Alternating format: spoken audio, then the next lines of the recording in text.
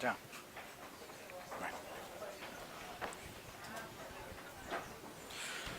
Bueno, ahora sí, buenos días para los que están llegando. Estefi, buenos días. ¿Cómo amaneció? No, ahora me siento ya toda la tarde. A quedar el pie como una arepa, yo creo. Bueno, ahora sí vamos a entrar entonces en materia, ya que nos dejaron con el estómago abierto. Miren, lo que vamos a tocar hoy nos lo dividimos para que cada una de las personas que vamos a estar hablando pues tenga algo conciso que tocar. Y a mí me correspondieron los dos primeros versículos de lo que leímos ahorita, es decir, el versículo 3 y el versículo 4 de Segunda de Pedro, capítulo 1. Voy a leer los versículos que me correspondieron a mí para que entendamos una cosita. Sí, Segunda de Pedro, capítulo 1, versículos 2, 3 y 4. Ya lo va a contar. Espera y verá. Déjeme ser yo, por favor. Bueno, miren lo que dice esto. Como todas las cosas que pertenecen a la vida y a la piedad en el sentido espiritual de la palabra es muy distinto a lo que nosotros normalmente entendemos por piedad. ¿Quién me puede dar una descripción de lo que cree que es la piedad? Sari, hágame la caridad ya que nadie habla. Poner la piedad, pues como ser conscientes de lo que le pasa al otro. Vale. No son los zapatos del otro. Vale, esa es como la referencia más clara que nosotros tenemos de la palabra piedad, ser piadosos, ¿sí? Y lo asociamos por lo general con lo que más bien viene siendo como la misericordia, ¿cierto? Ver la miseria del otro, estar al cuidado del otro, ayudar al otro. Pero esa palabra en su sentido, como les digo, espiritual, nos refiere más bien al deleite o al disfrute de las cosas espirituales, es decir, el gusto por las cosas de Dios o el gusto por Dios. Eso es fundamental para todo lo que vamos a hablar hoy. Yo no puedo acercarme a Dios si no le disfruto. El cómo se disfruta a Dios es justamente lo que vamos a empezar a desarrollar. Entonces dice, sigo así. Como todas las cosas que pertenecen a la vida y a la piedad nos han sido dadas por su divino poder, y esta es la clave de toda la vida cristiana, no solo de lo que vamos a hablar hoy, mediante el conocimiento de aquel que nos llamó por su gloria y excelencia, mediante el conocimiento, es decir, todas las cosas de Dios, todo lo que yo puedo esperar de Él, todo lo que voy a recibir de Él, mi relación con Él, mi intimidad con Él, dependen de, obviamente, el conocimiento de Dios. Incluso mi vida como creyente, yo no voy a poder actuar acorde a lo que Dios me pide si no le conozco. ¿Sí? Entonces vamos a hablar hoy de cómo conocer a Dios. ¿Sí? El tema que me correspondió a mí es como el más, como decía uno en la universidad, el más ladrilludo de todos. Es como la parte más teórica, pero me esforcé mucho por hacerla muy, muy entendible. Y pienso que para poder entender lo que la relación con el Señor significa el día de hoy, debemos remitirnos al principio de todas las cosas.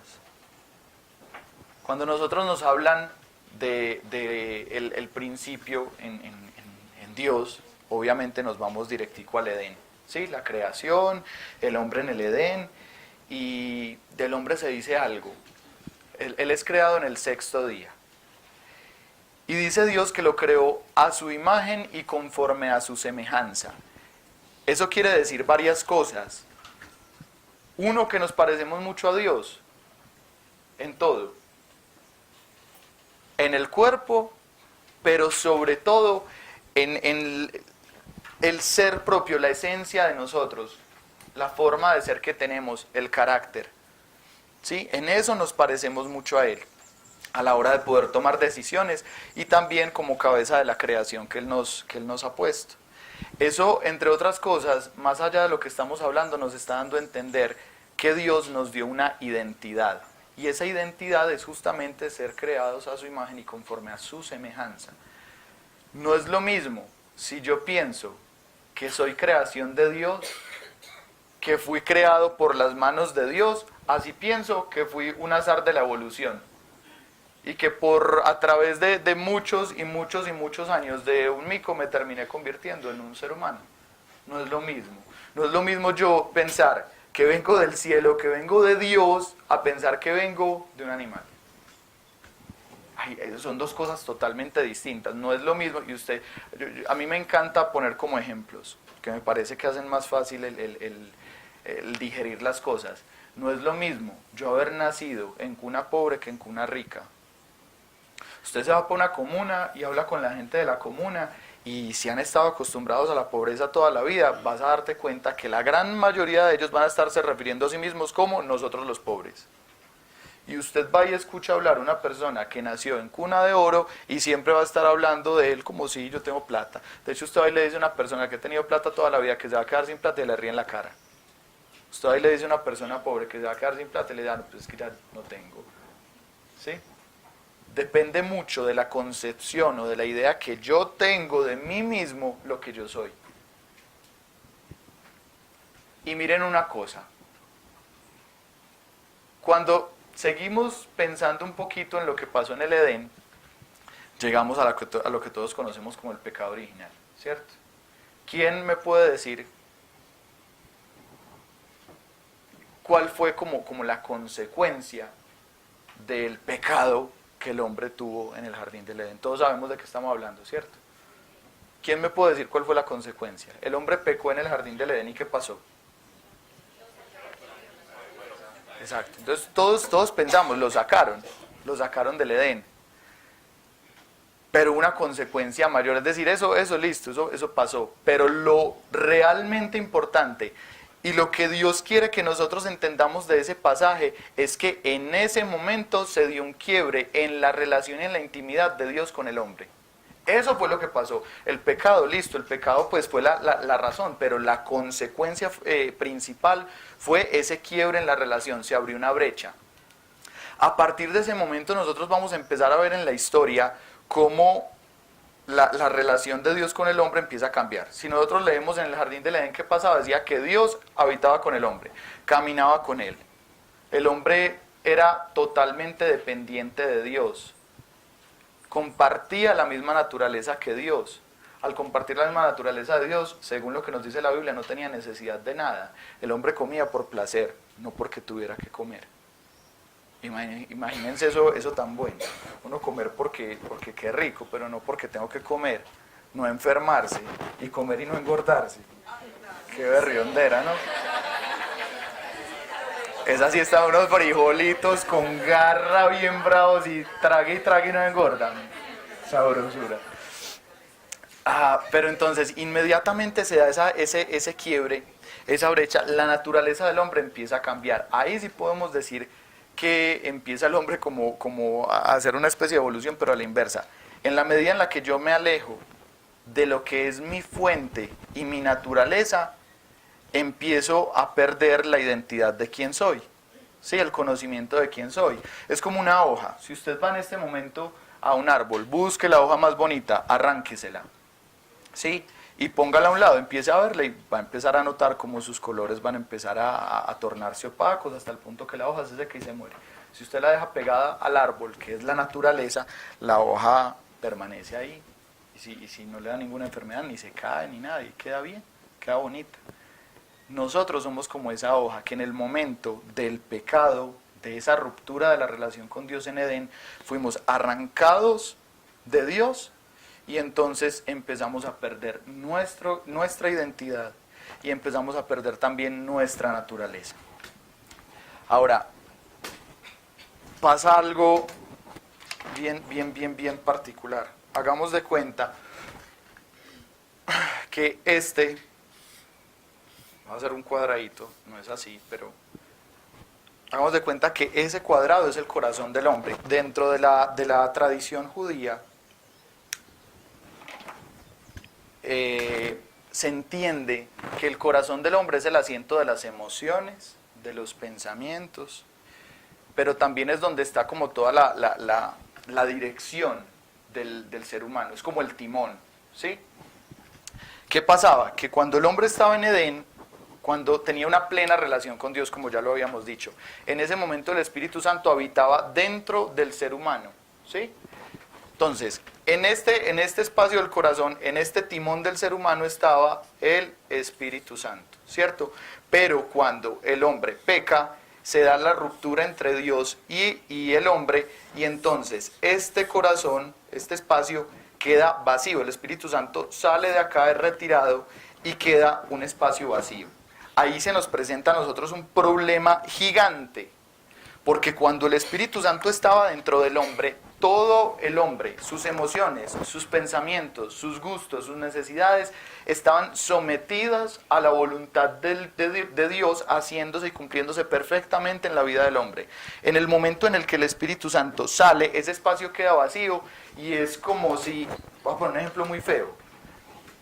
¿Ustedes han visto cómo está Medellín con todo este tema de los grupos al margen de la ley, de esas bandas delincuenciales? Matan al jefe y ¿qué pasa? Eso se despelota. Se quiere montar el uno, se quiere montar el otro y empiezan a matar al uno y a matar el otro. Y llega al punto que nadie sabe quién es el jefe, pero todo el mundo está muerto. ¿Sí? Eso más o menos pasó acá. Porque cuando el Espíritu Santo, por el pecado, sale del hombre, ese espacio vacío empieza a querer ser gobernado por nuestros pensamientos, por nuestras emociones, por nuestras necesidades. Dios dice que no hay nada más engañoso que el corazón del hombre. Y es bien paradójico que usted al día de hoy se pone a ver lo que piensa el común denominador de la sociedad, y todo el mundo le va a decir, haga lo que le dice el corazón. ¿Sí? ¿Y cuántas veces uno hace lo que le dice el corazón y termina más enredado que un berraco? Me acuerdo que en el tiempo que yo usaba novia, que ya hace una cantidad de años que no. Sí, eso estaba de moda. Entonces, yo me acuerdo que uno se dejaba llevar por lo que le dijera el corazón. Entonces uno estaba todo tragado. Y yo creo que tuve pues como la que fue yo creo que casi que la última novia mía y la novia, que todo el mundo tiene uno o una que ha sido él o la, y terminamos y eso me dio más duro. Yo estaba recién accidentado, pues digo recién, bueno, para quienes no saben, hace ya casi cumplo años del accidente, que partir torta. Y entonces, no, sí, pues tienen que partir torta, hijo de madres. Entonces imagínense pues que al año terminé con ella. Y fue bien particular, a mí me dio muy duro. Yo me acuerdo, obviamente perder la pierna me dio muy duro, pero yo me relajé, pues tengo novia. Es que, bueno, les voy a contar. Yo me acuerdo que cuando yo estuve todo accidentado, yo me perdí la pierna de una, estaba quebrado por todos lados.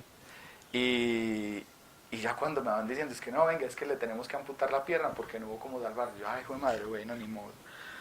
Cuando yo me acuerdo que me estaban metiendo al quirófano y yo pensaba, hijo de madre, ya sin una pierna y no me va a parar bolas es nadie.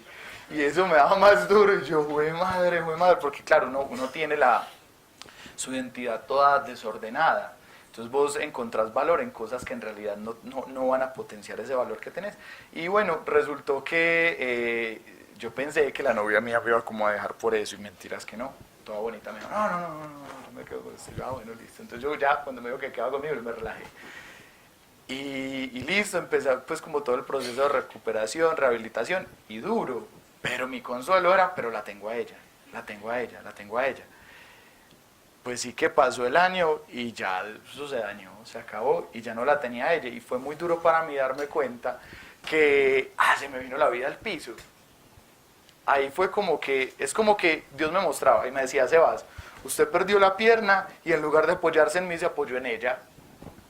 Y cuando ella se fue, ya se le fue al piso. Todo en la vida, absolutamente todo, hasta nuestros seres queridos pasan. Nuestros papás, mamita, se van a morir algún día. ¿Sí? Si mi sustento es mi papá o mi mamá, el día que ellos no estén, mi vida se va al piso. Si mi sustento es mi estudio y resulta que en algún momento no logré conseguir trabajo, mi vida se va a ir al piso. Si mi sustento es la plata y me quedé sin plata, mi vida se va a ir al piso. Una vez estaba un viernes, mi abuelito que ya se murió, pues le gustaba mucho comprar lotería. Entonces un viernes llega y nos va diciendo, ay, me acompañan ya a comprar lotería. Nosotros listo. Entonces nosotros lo recogíamos, íbamos al puesto pues de lotería. Y no le estoy diciendo que compren lotería, para mí no es bueno, pero pues ya mi abuelito con 96 años, pero había que darle gusto. Entonces, bueno, mientras él se ponía a comprar la lotería, uno se tomaba un cafecito, se sentaba en una silla al lado, y se me sentó un señor, un chayambaigón, un man de esos como todos tropiquén, de madera viejo, ese señor tenía por unos 70 y... no, ¿cuáles 70? Pues pongan unos 80 añitos más o menos. Pero era así canoso, ojiazul, todo peche abierto, bien vestido, y llega y se me sienta a la demás diciendo, es que Cristian, ¿qué te pasa? Y yo, no me accidenté en una moto. ¿Y a qué te dedicas? Y yo, no, a Dios. No me digas que vos también te tragaste ese cuento. No, la vida hay que disfrutarla. Dios a uno le dice que no puede hacer nada. La vida hay que disfrutarla. Me va diciendo, vea, yo me separé hace, no sé, me había dicho por ahí que es, 6 meses, algo así. Y ahora es que estoy pasando bueno. Tengo plata la que usted quiera. Acabo de comprar un avión. Y me va sacando el celular y me muestra fotos del avión. Llegué la semana pasada de Río de Janeiro porque hice un negocio, vendí una finca, me llamaron para celebrar y entonces nada, me fui a beber allá y yo ando la vida, paso bueno, tengo niñas, me mantengo con la una y con la otra, nadie me pone problema. Y acá me sacaba las fotos de una de las fincas, vea, esta es una de mis fincas y me mostraba. Entonces llegué y me pasaba. Decía, vea, acá es donde yo siento a la gente antes de venderles el ganado. Y les meto trago todo el que quiere. Cuando están bien borrachos, ahí sí les vendo. Para que me paguen más. Entonces me contaba de todo. Y mientras él me hablaba, yo lo único que podía pensar es, ¿qué pasaría con este personaje si se queda sin plata? Se mata. Que yo no digo que le dé duro. Era tanto el amor por el dinero que yo veía en ese señor que yo decía, este señor se mata. Así somos nosotros. Cuando no tenemos el Espíritu Santo en nuestra vida, cuando estamos así vacíos, estamos al azar de lo que en nuestra vida se pueda volver nuestro Dios. Y nuestro Dios es todo aquello que nosotros amamos más que a Dios, todo aquello que se hace nuestro sustento por encima de Dios. Entonces, nos volvimos presas de nuestras emociones. Fíjense que uno muchas veces piensa y habla sobre la libertad. Y uno dice, la libertad significa que yo puedo hacer lo que se me da la gana, al menos eso pensaba yo. Y oh sorpresa, que después de llevar 21 años haciendo lo que se me da la gana, después de accidentarme, voy donde una psicóloga y me dice, Sebastián, usted es alcohólico. El psicólogo y el psiquiatra me dijeron lo mismo. Yo, no, sí. Yo, no, porque es que vea que yo soy muy juicioso, yo sé que yo tomo.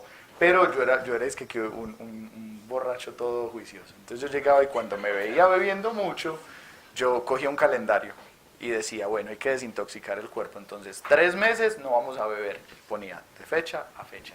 Y eran 3 meses donde yo no me tomaba ni una cerveza, ni una.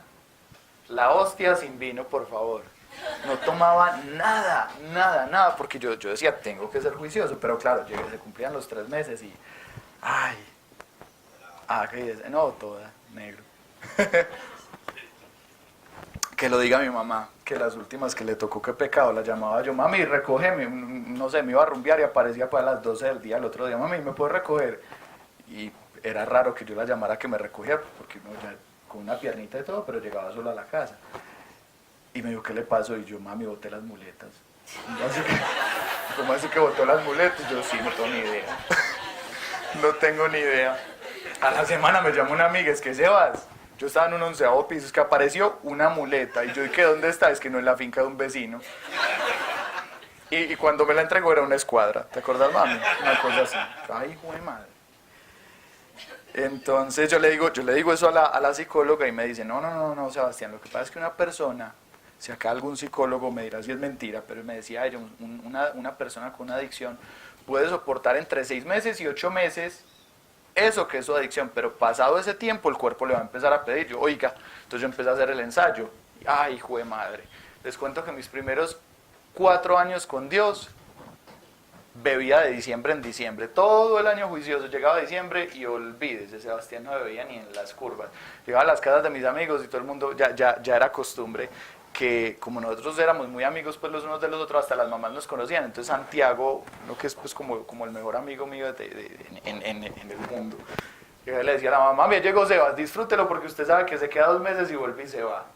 Y así era mi vida, estaba 2 meses en el mundo, 2, 3 meses, luego volví a Dios todo arrepentido, estaba bien, y luego en diciembre oía por allá cualquier guasquita, cualquier cosa, y vea, pum. O todo entraba por los buñuelos, un buñuelito y terminé uno todo borracho. El buñuelo eran como adulterados, yo creo, tenían relleno. Entonces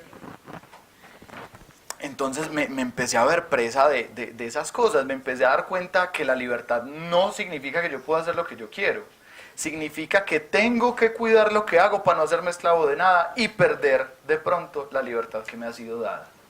Cada vez que yo me expongo a algo negativo en mi vida, me arriesgo a que esa situación me controle. Y uno a veces piensa que las adicciones se pueden resumir simplemente como en el alcohol, el cigarrillo, las drogas.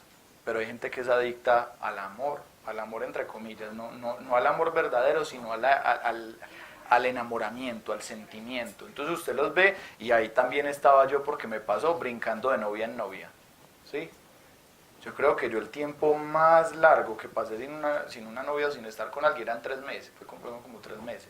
Y eso fue un sufrimiento. Porque yo o estaba enredándome con alguien o con alguiens, o estaba metido con alguna en serio, pero tenía que estar con alguien, si no me sentía cojo. Entonces era pues que tenía que estar ahí como taque. Y no me daba cuenta que yo creía que era muy libre porque me metía con todas igual que libre. Lo que estaba era más enredado que un berraco. El mundo estaba haciendo conmigo lo que se le daba la gana y yo ni me daba por enterado. Entonces, volviendo a nuestro tema, esto pasa cuando el hombre sale de él. Sale, listo, pero vaya y venga que haya salido. El problema es que salió sin este. El Espíritu Santo, y eso lo vamos a ampliar más adelante, en nuestra vida es como nuestro medio de comunicación con Dios. Enseguida vamos a profundizar en eso. Salimos entonces sin Él. Y pasa algo. Nosotros a veces no entendemos la magnitud del pecado en nuestra vida. Háganse de cuenta que yo así todo blanquito, póngame pues también pantalón blanco y zapatos blancos y que me ensucié, ¿sí? Pero me caí en un pantano el berraco. Y yo ahorita vengo y entro y todo el mundo... Voy a saludar a alguien de mano y la gente va a hacer como, ¿cómo saluda a este man para no ensuciarme? ¿Sí? O ¿cómo abrazo a este man para no ensuciarme? Eso es el pecado en tu vida, para con Dios. Es como que nos ensuciamos todos, todo. Y Dios, por más que quiere tocarnos, no puede, porque Él es totalmente puro. Él dice que Él es limpio y sin mancha. Entonces yo les pongo este ejemplo es como para que entendamos más o menos qué es lo que pasa. Y otra de las cosas es que la naturaleza de Dios... Miren que uno de los referentes que nosotros tenemos de Dios es que Él es todopoderoso. Eso literalmente es así. Dios es todopoderoso, tanto para hacer todas las cosas, pero también como para consumir todas las cosas. Es como esa dualidad que nosotros vamos encontrando en algunos libros de la Biblia, y por eso a veces nos pareciera a nosotros ver como si leemos el Antiguo Testamento y nos están hablando de un Dios bravísimo y castigador, y leemos el Nuevo y es un mar de rosas, y pensamos que son 2 dioses distintos. No, simplemente Dios en alguna parte nos está hablando, tengan cuidado conmigo, no porque yo les quiera hacer daño, sino porque mi naturaleza los puede dañar. Yo pongo este ejemplo, háganse de cuenta que acá en la mitad prendemos una fogata, taque, una cosa ahí grande. Si yo llego y le meto la mano a la fogata, me quemo. ¿Porque la fogata me quiso quemar? No, porque es la naturaleza. Consumir todo lo que no es igual o semejante a su propia naturaleza. Si yo le meto más fuego a eso, no pasa nada. Pero si le meto la mano, me quemo. Eso pasa con nosotros, como seres llenos de pecado en relación con Dios, después de haber salido del Edén. Entonces, la relación con Dios, a partir de ese momento con el hombre, va a cambiar mucho. Ya no se puede relacionar directamente. Es como, yo no sé si ustedes alguna vez han cogido de esos tarritos que uno les mete el palito y sopla y salen bombitas, ¿cierto? Y le cayó la bombita, por decir algo, acá. Y usted la quiere coger, como que la quiere quitar de acá para que siga volando. Pero sabes que si la tocas, se va a estallar. Entonces, ¿qué hace? Es empezarla a soplar por el ladito, tratando de que con el soplo, que es más delicado, la bombita pueda volar y no se estalle. Eso va a empezar a hacer Dios en este punto de la historia. En tanto que su naturaleza nos consume si nos toca, Dios en su amor por el hombre, que es tan grande, va a empezar a buscar los medios para poder seguir ayudándonos a nosotros sin hacernos daño. Entonces empiezan a aparecer en este punto de la historia distintos personajes que van a servir como una especie de intermediarios entre Dios y el hombre. Van a traerle revelación o dirección. Esos son los que nosotros conocemos como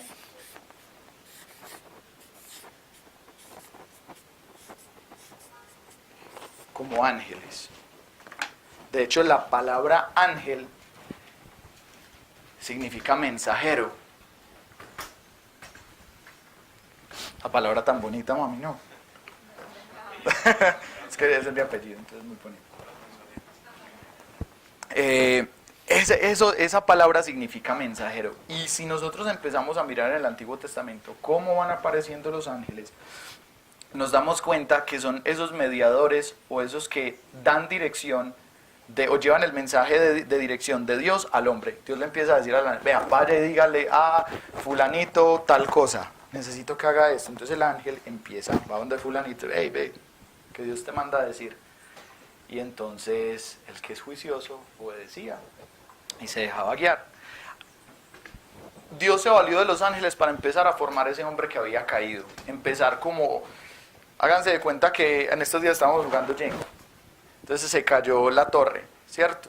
Cuando pecó. Y Dios, ¿qué trata de hacer a través de los ángeles? Ir dando instrucciones, como Él no puede meter la mano para levantar la torre, ir dando instrucciones de cómo levantar nuevamente esa torre.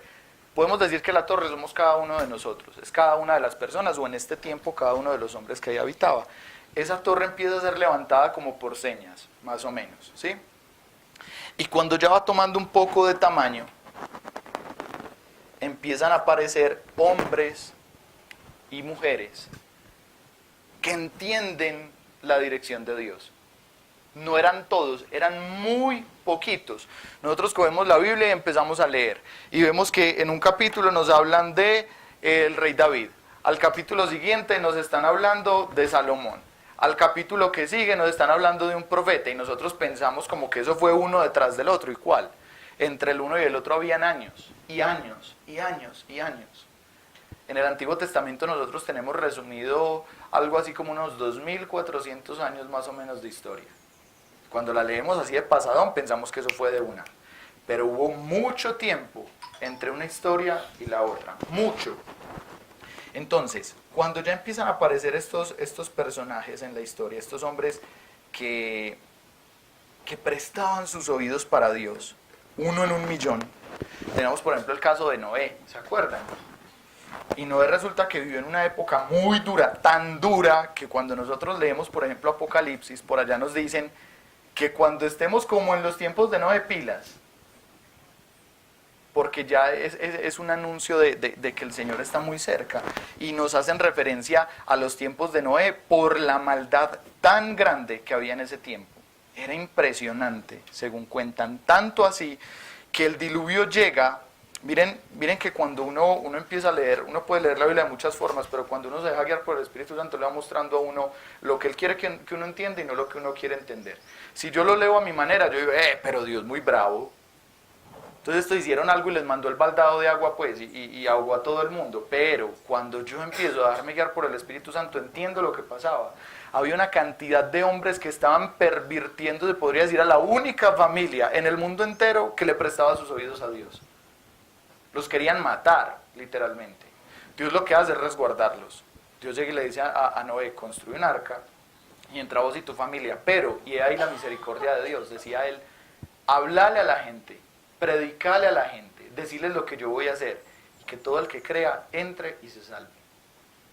Es decir, Dios no dio el madrazo y ya, sino que Él dio también la oportunidad de que cualquiera que creyera en Él entrara y entonces cambiara su estilo de vida y tuviera también pues como salvación. ¿Qué pasó? Que ninguno entró. Ninguno entró. Eso es Eso es como preocupante, eso lo pone uno a pensar un poquito. Sobre todo cuando uno, ya cuando está con Dios, quiere que las personas conozcan a Dios y te das cuenta que mucha gente cree en Dios, pero casi nadie quiere conocerlo. ¿Sí? Entonces, ¿qué pasa? Empiezan a aparecer más hombres como Noé. Está también Abraham, está Isaac, está Jacob. Tenemos más adelante por allá José, Moisés, muchos. Y estos hombres, pues, digámoslo así, prestaban un poquito más sus oídos a Dios, sin embargo, no tenían la posibilidad de tener un contacto directo con Dios, porque listo, prestaban sus oídos, pero seguían embarrados de pecado, seguían padeciendo del mismo mal que todos. Aparecen entonces unos otros personajes que vamos a llamarlos profetas. Los profetas. Los profetas se encargaban de estar muy atentos a lo que Dios decía para hablarle al pueblo. De hecho uno a veces ve lo que hacían los profetas en esa época y veía los milagros y todas las cosas y uno, ¡ay, qué nota ese tiempo! ¡Qué tan bacano!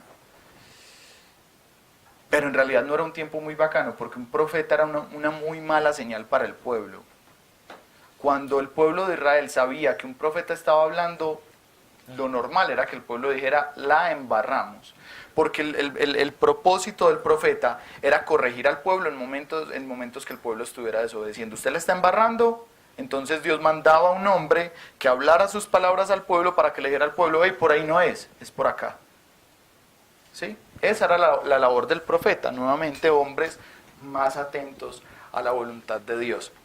Y en todo este trasegar de cosas de la una a la otra, detrás de todo esto, o sea, nosotros acá tenemos como unos personajes, pero detrás de cada personaje está la intención de Dios de tener un contacto con el hombre, de no perder su relación y su intimidad con él, de a pesar de las dificultades poder proveer para el hombre algo lo más cercano posible a la relación que tenía con él en Edén. Entonces, por allá en el tiempo de Jacob, Dios empieza a conformar un pueblo. Todo esto que les estoy narrando siempre estuvo en la idea de Dios, por eso hablamos nosotros de un plan de salvación. El plan de salvación se va a concretar con Cristo. Todas estas cosas estaban siempre en los propósitos y en los planes de Dios, y no pensemos que estas son cosas que Dios iba haciendo al azar, sino que son cosas totalmente medidas por Él. Entonces, cuando Él empieza a construir un pueblo, y ese pueblo lo que va a hacer es como llevar al mundo entero testimonio de Él, ¿sí? El pueblo se conforma a través de esas personas que le iban prestando sus oídos y su atención a Dios. Cuando el pueblo ya estaba conformado, ya estaba crecido en personas, ya estaba empezando, ya había tomado posesión incluso de una tierra que Dios les había dado para que ellos vivieran. Dios le da al pueblo dos cosas: le da una ley, que es lo que nosotros normalmente conocemos como mandamientos. Ahora, cuando nosotros hablamos de los mandamientos de Dios, pensamos que son 10, ¿cierto? Pero en realidad son aproximadamente 613. Hay las cosas ya como así, ¿sí? 10 es como ese decálogo de los mandamientos mayores, pero eso se dividía en una cantidad de cosas impresionante. Imagínense que la gente en ese tiempo, y los judíos hasta el día de hoy, aún la ropa Dios se las escogía.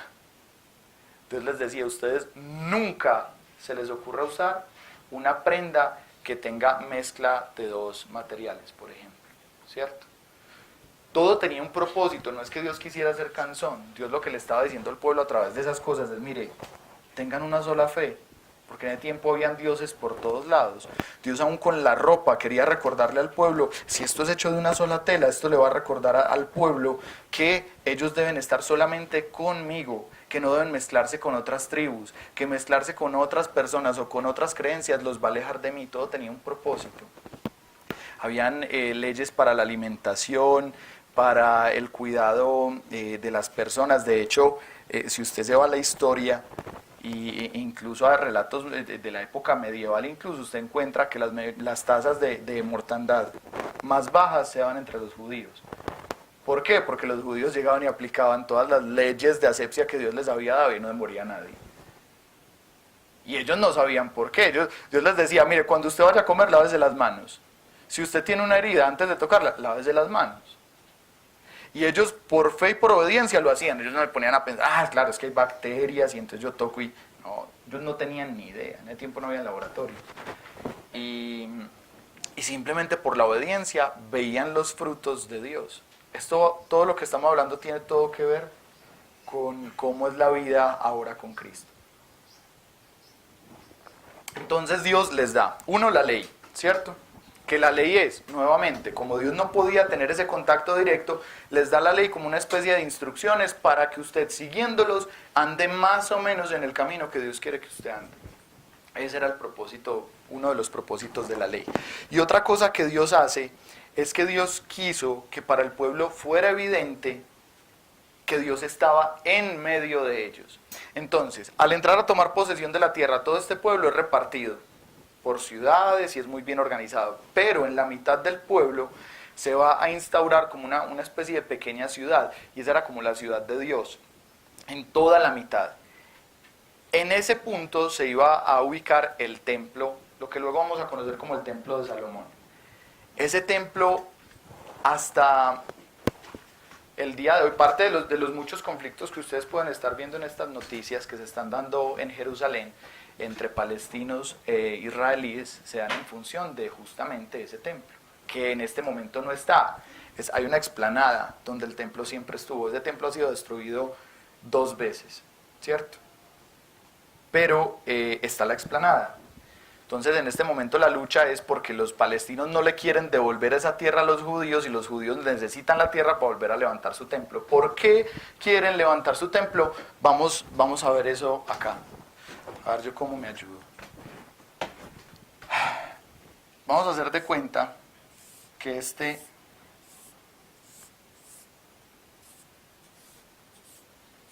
cubo es el templo. Acá había todo un atrio, esto era como una plazoleta grandota. Aquí, sí, ok.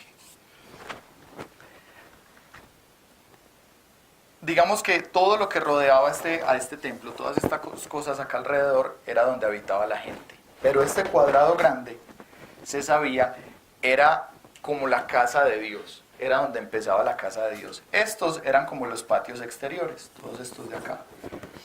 Pasaba una cosa, y es que a este lugar no podía entrar cualquier persona. Había una casta dentro de todo ese pueblo, dentro de todo el pueblo de Israel, que era la casta sacerdotal. Cuando lean en la Biblia, hablen por ejemplo de los levitas o de los Kohanim, están haciendo referencia a toda la casta sacerdotal de Israel. Los sacerdotes, ¿qué trabajo tenían? Tenían como función acercar al pueblo a Dios, no más, ¿sí?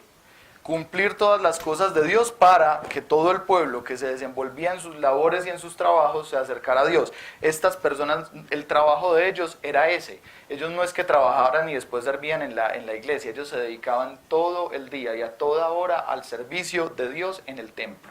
Entonces, esa podemos decir que una familia grandísima, muy numerosa. Toda esa familia, estamos hablando de miles y miles de personas, cualquiera de esa familia podía entrar acá, ¿cierto? A todo este atrio interior. El pueblo no, solamente esa casta sacerdotal. Pero a este lugar, a esto que se conoce como el templo de Dios, no podía entrar cualquiera, sino dentro de esa casta sacerdotal, los más, no digámoslo así, elevaditos, porque Dios no era tanto que se valiera de rangos, sino de distinción que Dios le daba a una persona, pero porque se la merecía. Si no la merecía, pues también se la quitaba. Entonces, esas personas que tenían como más cercanía a Dios podían entrar a este templo, ¿cierto? Llegaban y entraban por acá. Resulta que cuando entraban se encontraban con que este templo tenía una división interna, ¿sí? Así. Y taque. Tenía una división interna y era esto acá había un velo. Si alguien no entiende, si alguien tiene una pregunta, suéltela. No hay ningún problema. Entonces, la casta sacerdotal podía entrar hasta acá. Acá habían varias cosas varios oficios en los que ellos iban desempeñando, ¿cierto? Pero este espaciecito, esta recámara de acá atrás, era la verdadera, la que de verdad importaba de todo esto y de todo el pueblo de Israel. El espacio más pequeño en todo el pueblo era el espacio más importante para todo el pueblo. Esto tenía como 3 nombres: el patio exterior, el lugar santo, era este, y este era el lugar santísimo. En el patio exterior estaban ubicadas varias cosas, unas fuentes para hacer pues como unos rituales que Dios le encomendaba al pueblo. Aquí adentro habían unas mesas con unos panes de la propiciación, un candelabro que representaba lo que el Espíritu Santo.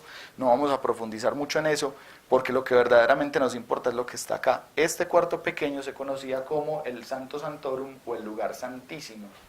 Ahí había una cajita, más o menos del tamaño de esta mesa. Resulta que de una forma muy particular o muy, ¿cómo es que se dice esto? Como muy recreativa será, Dios se manifestaba con el pueblo. Dios les decía: miren, yo voy a estar en esa cajita. Yo me voy a manifestar en esa caja. Esa caja es la que nosotros conocemos como el arca de la alianza, el arca del pacto, ¿cierto? Entonces en esa cajita se iba a manifestar la presencia de Dios. En el hebreo a eso se le conoce como el Shekinah de Dios, ¿sí? Ahí Dios se manifestaba. Cuando nosotros vemos que el pueblo iba, por ejemplo, en el Éxodo caminando por el desierto, ese arca era cargada, era llevada, y el arca, Dios se manifestaba al pueblo, dice que de día en una columna de humo y de noche en una columna de fuego, para que el pueblo viera todo, que Dios estaba con ellos y caminaran en función de hacia dónde esa columna de fuego o esa columna de humo se movía. Dios en el desierto lo que hizo fue hacer que ese pueblo rebelde empezara a ser un pueblo obediente. Los iba guiando uno a uno, camine por acá, camine por allá. Cuando ya luego ellos salen del desierto y entran a tomar posesión de la tierra, se asientan en esa parte central, y el arca va por fin a entrar a reposar en ese lugar santo. A ese lugar santo solamente podía entrar una persona una vez al año. Había un día que se conocía como el día del Yom Kippur o el día del perdón, que era cuando el sacerdote salía al pueblo, oraba por todo el pueblo, atendía como a los pecados de todo el pueblo, y luego se dirigía a ese lugar de atrás a hablar con Dios, podríamos decir, y a entregarle o a ofrecerle, a pedirle perdón por los pecados, no solamente suyos, sino por los pecados que todo el pueblo había cometido. Es como que era un instante de relación casi directa con Dios, casi, porque no era directa, que una sola persona en todo el mundo podía tener una sola vez al año. Imagínense que cuenta la Biblia que el riesgo era tan alto de entrar allá. Es decir, si el sacerdote la había embarrado muy feo con Dios y no había querido contar, y bueno, yo me quedo callado, y se metía allá, se moría. La presencia de Dios lo mataba. ¿Se acuerdan lo que decíamos ahorita de la fogata? No es que Dios lo quiso matar, nada más. Usted se metió como no era y cayó. Chulo. Entonces, ¿qué pasaba? Decían que le amarraban una cadena y una campanita al sumo sacerdote, y el sumo sacerdote entraba a ese lugar santísimo.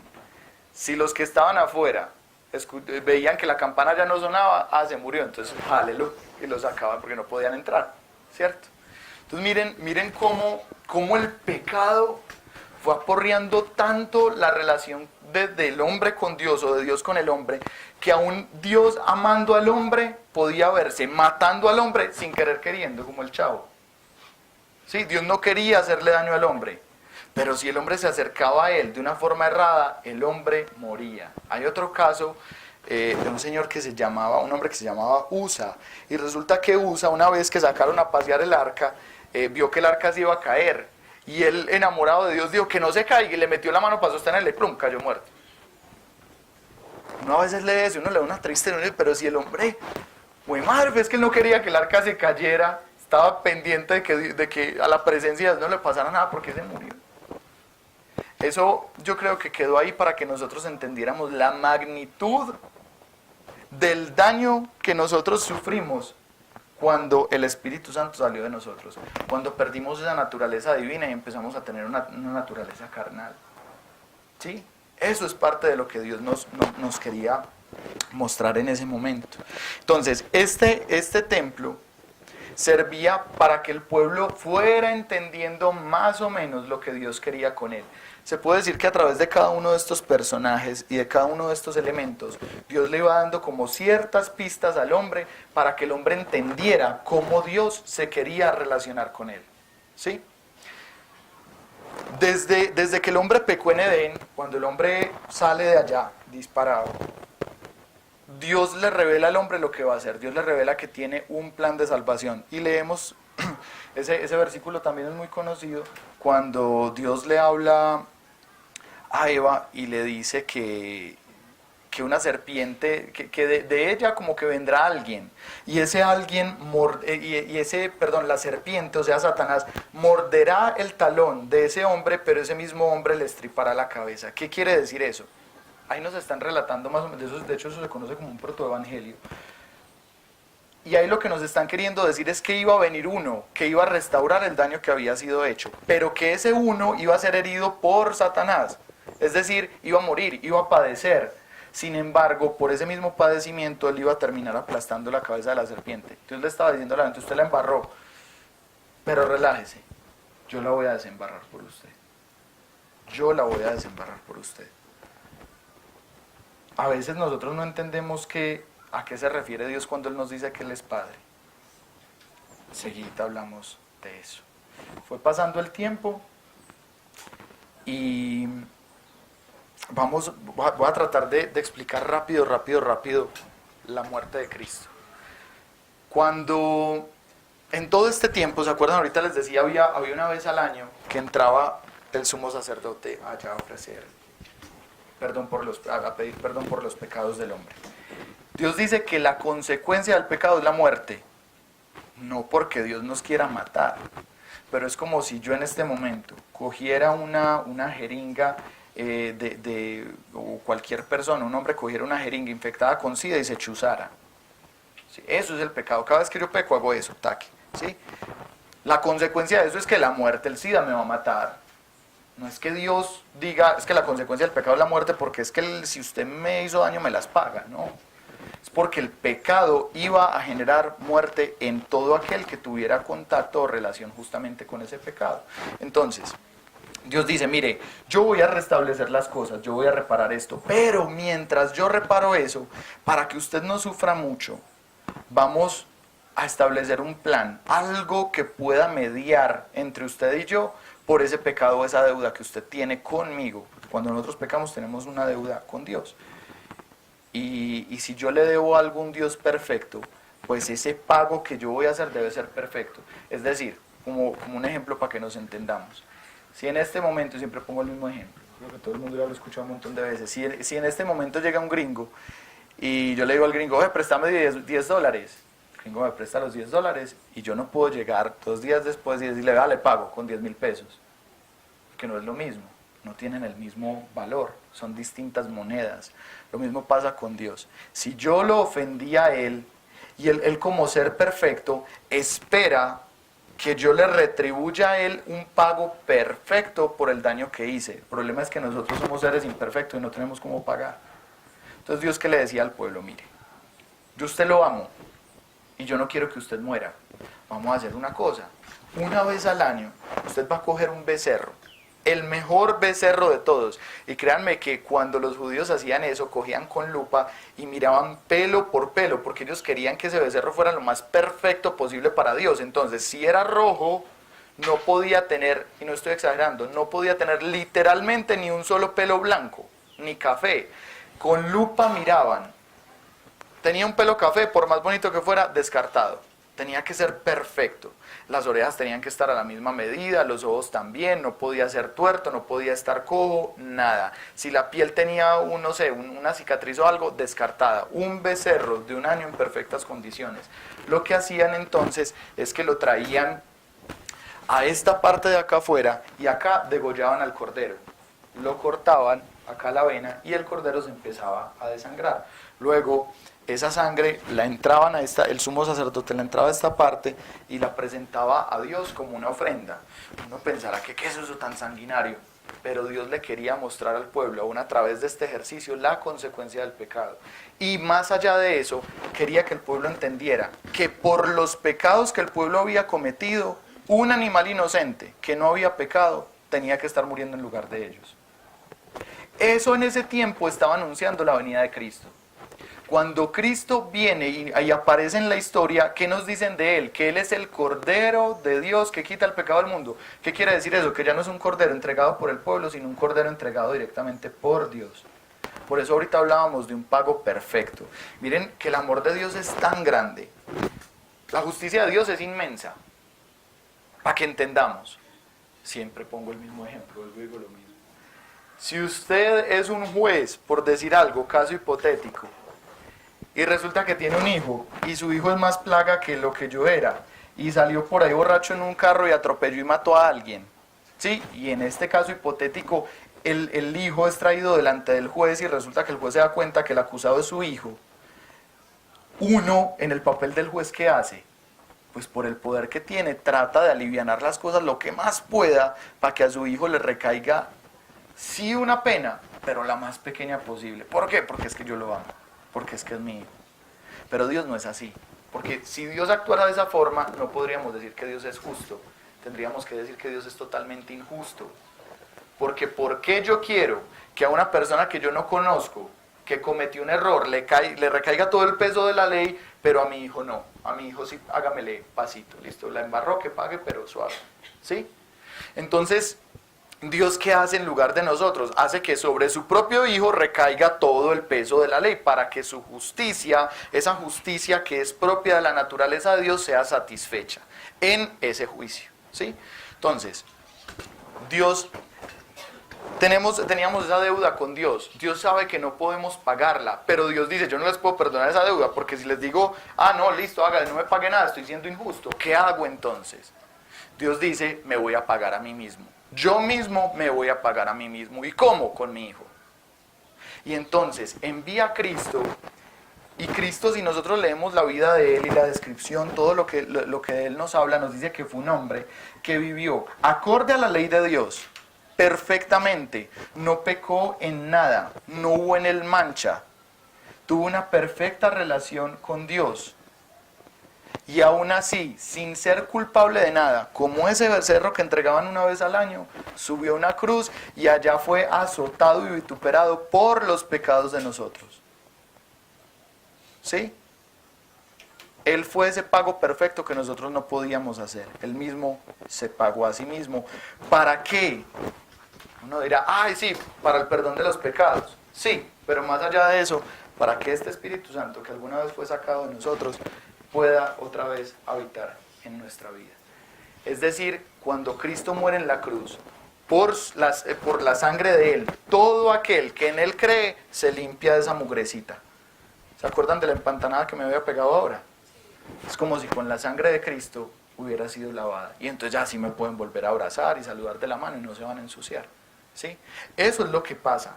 Ese fue como el plan y el propósito de salvación. Lo que yo quería que viéramos a través de esta grosería de resumen que hice, es cómo la relación con Dios en un momento se dañó, pero cómo el mismo amor de Dios por el hombre lo llevó a mantener siempre un contacto cercano con Él, porque sabía que en algún momento Él iba a entregar su propia vida para nuevamente poder tener una relación con nosotros, una intimidad. Ahora, con esto estamos entendiendo... Meli, ¿cuánto va? Por favor. Vale. Gracias.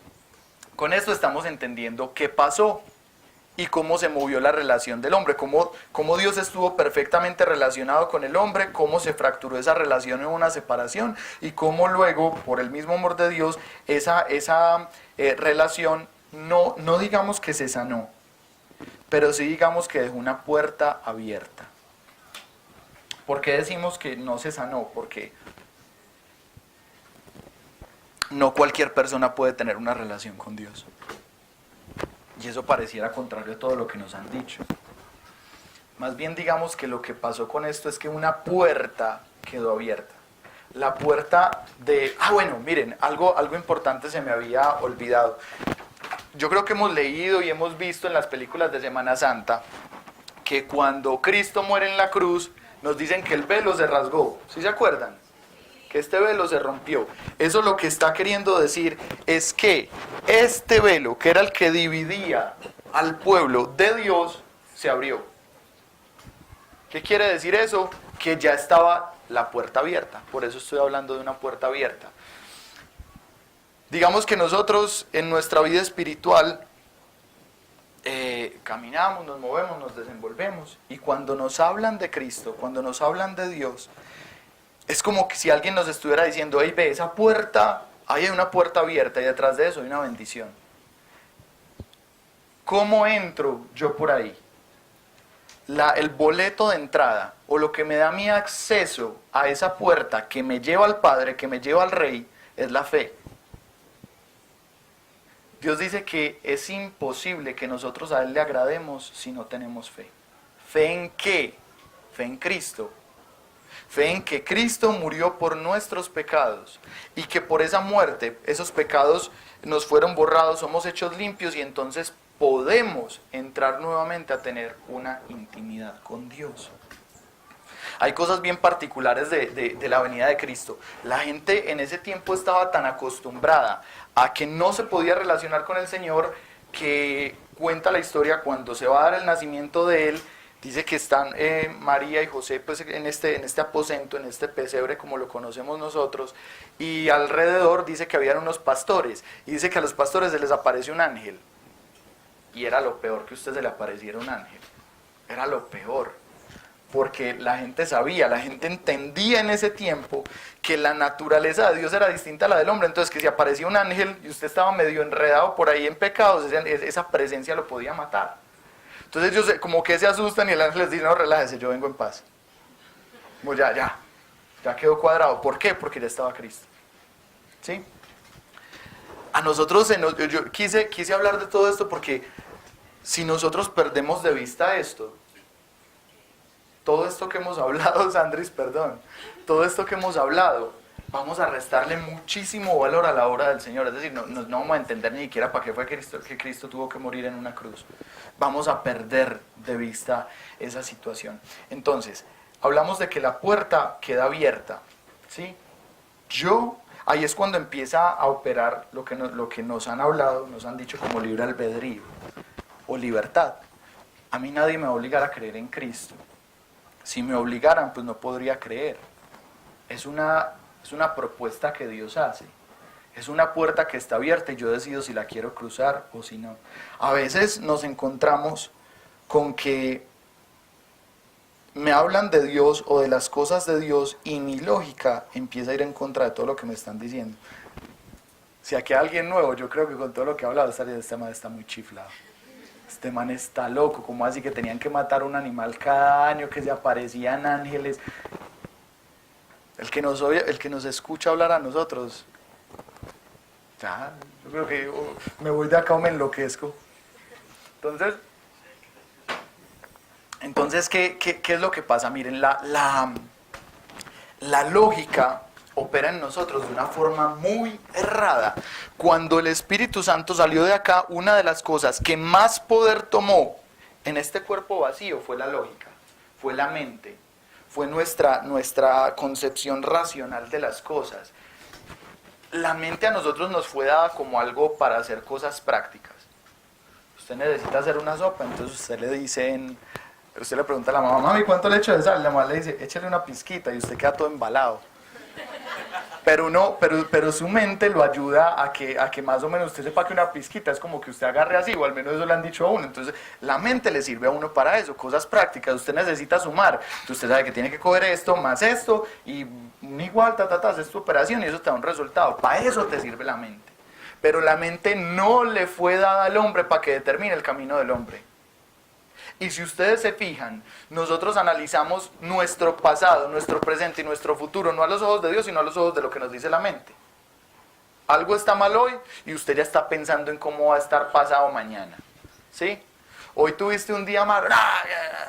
En estos días estaba en uno de los grupos pues, que tenemos y con un amigo aparte. Y llega un año y me dice, es que no, si vieras la que me pasó hoy, yo qué, imagínate.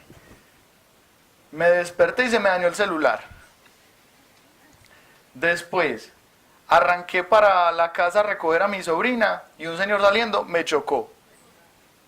Llego a la casa, miro el celular así todo desbaratadito y me encuentro con un mensaje. El mensaje decía que tenía que pagar en el banco por la compra que había hecho como 1.000.000 de pesos, una cuota, como 1.000.000 de pesos. Llegué y mira la tarjeta, le habían robado 8 millones de pesos. Le habían clonado la tarjeta y con la tarjeta habían comprado un montón de varillas y un montón de cosas. Entonces estaba más aburrida que un berraco. Y mire que cuando a uno le pasa eso, uno listo, piensa en lo que pasó, pero uno ahí se vuelve el director de cine más teso del mundo, porque usted empieza a pensar, ay, entonces mañana cómo va a ser, y entonces no va a tener con qué pagar esto y con qué pagar lo otro y ta. Yo me he encontrado en esas y a veces voy como 6 meses adelante pensando qué va a pasar, qué no va a pasar, ¿sí? Imagínense que después de haber perdido la pierna, en el tiempo de las depresiones me empezaron a atravesar unos pensamientos lo más de particulares. Y es que yo de la nada como que pensaba, ay, hijo de madre, si pierdo otra parte del cuerpo, ¿qué? Entonces me daba miedo. Entonces yo llegaba y me acostaba a dormir por la noche y mi cama es grande, entonces me gusta como chorrearme más o menos. Y a veces me gusta sacar una mano pues como por fuera del colchón. Y yo me acuerdo que estaba durmiendo, de un momento a otro me despertaba y yo veía la mano colgando y yo, uy, no, guárdela que de pronto me la cortan. Era como ese temor. Y veía que todo eso llegaba pues como por asociaciones de pensamiento, por cosas que yo había como imaginado en algún momento.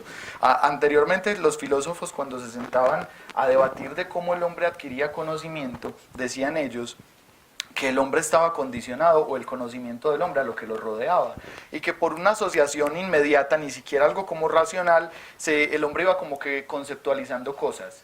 A esa conceptualización se le llamaba como pequeñas unidades de pensamiento, que una a una, sumándose la una a la otra, le iban dando al hombre una visión o una percepción de las cosas del mundo, ¿sí?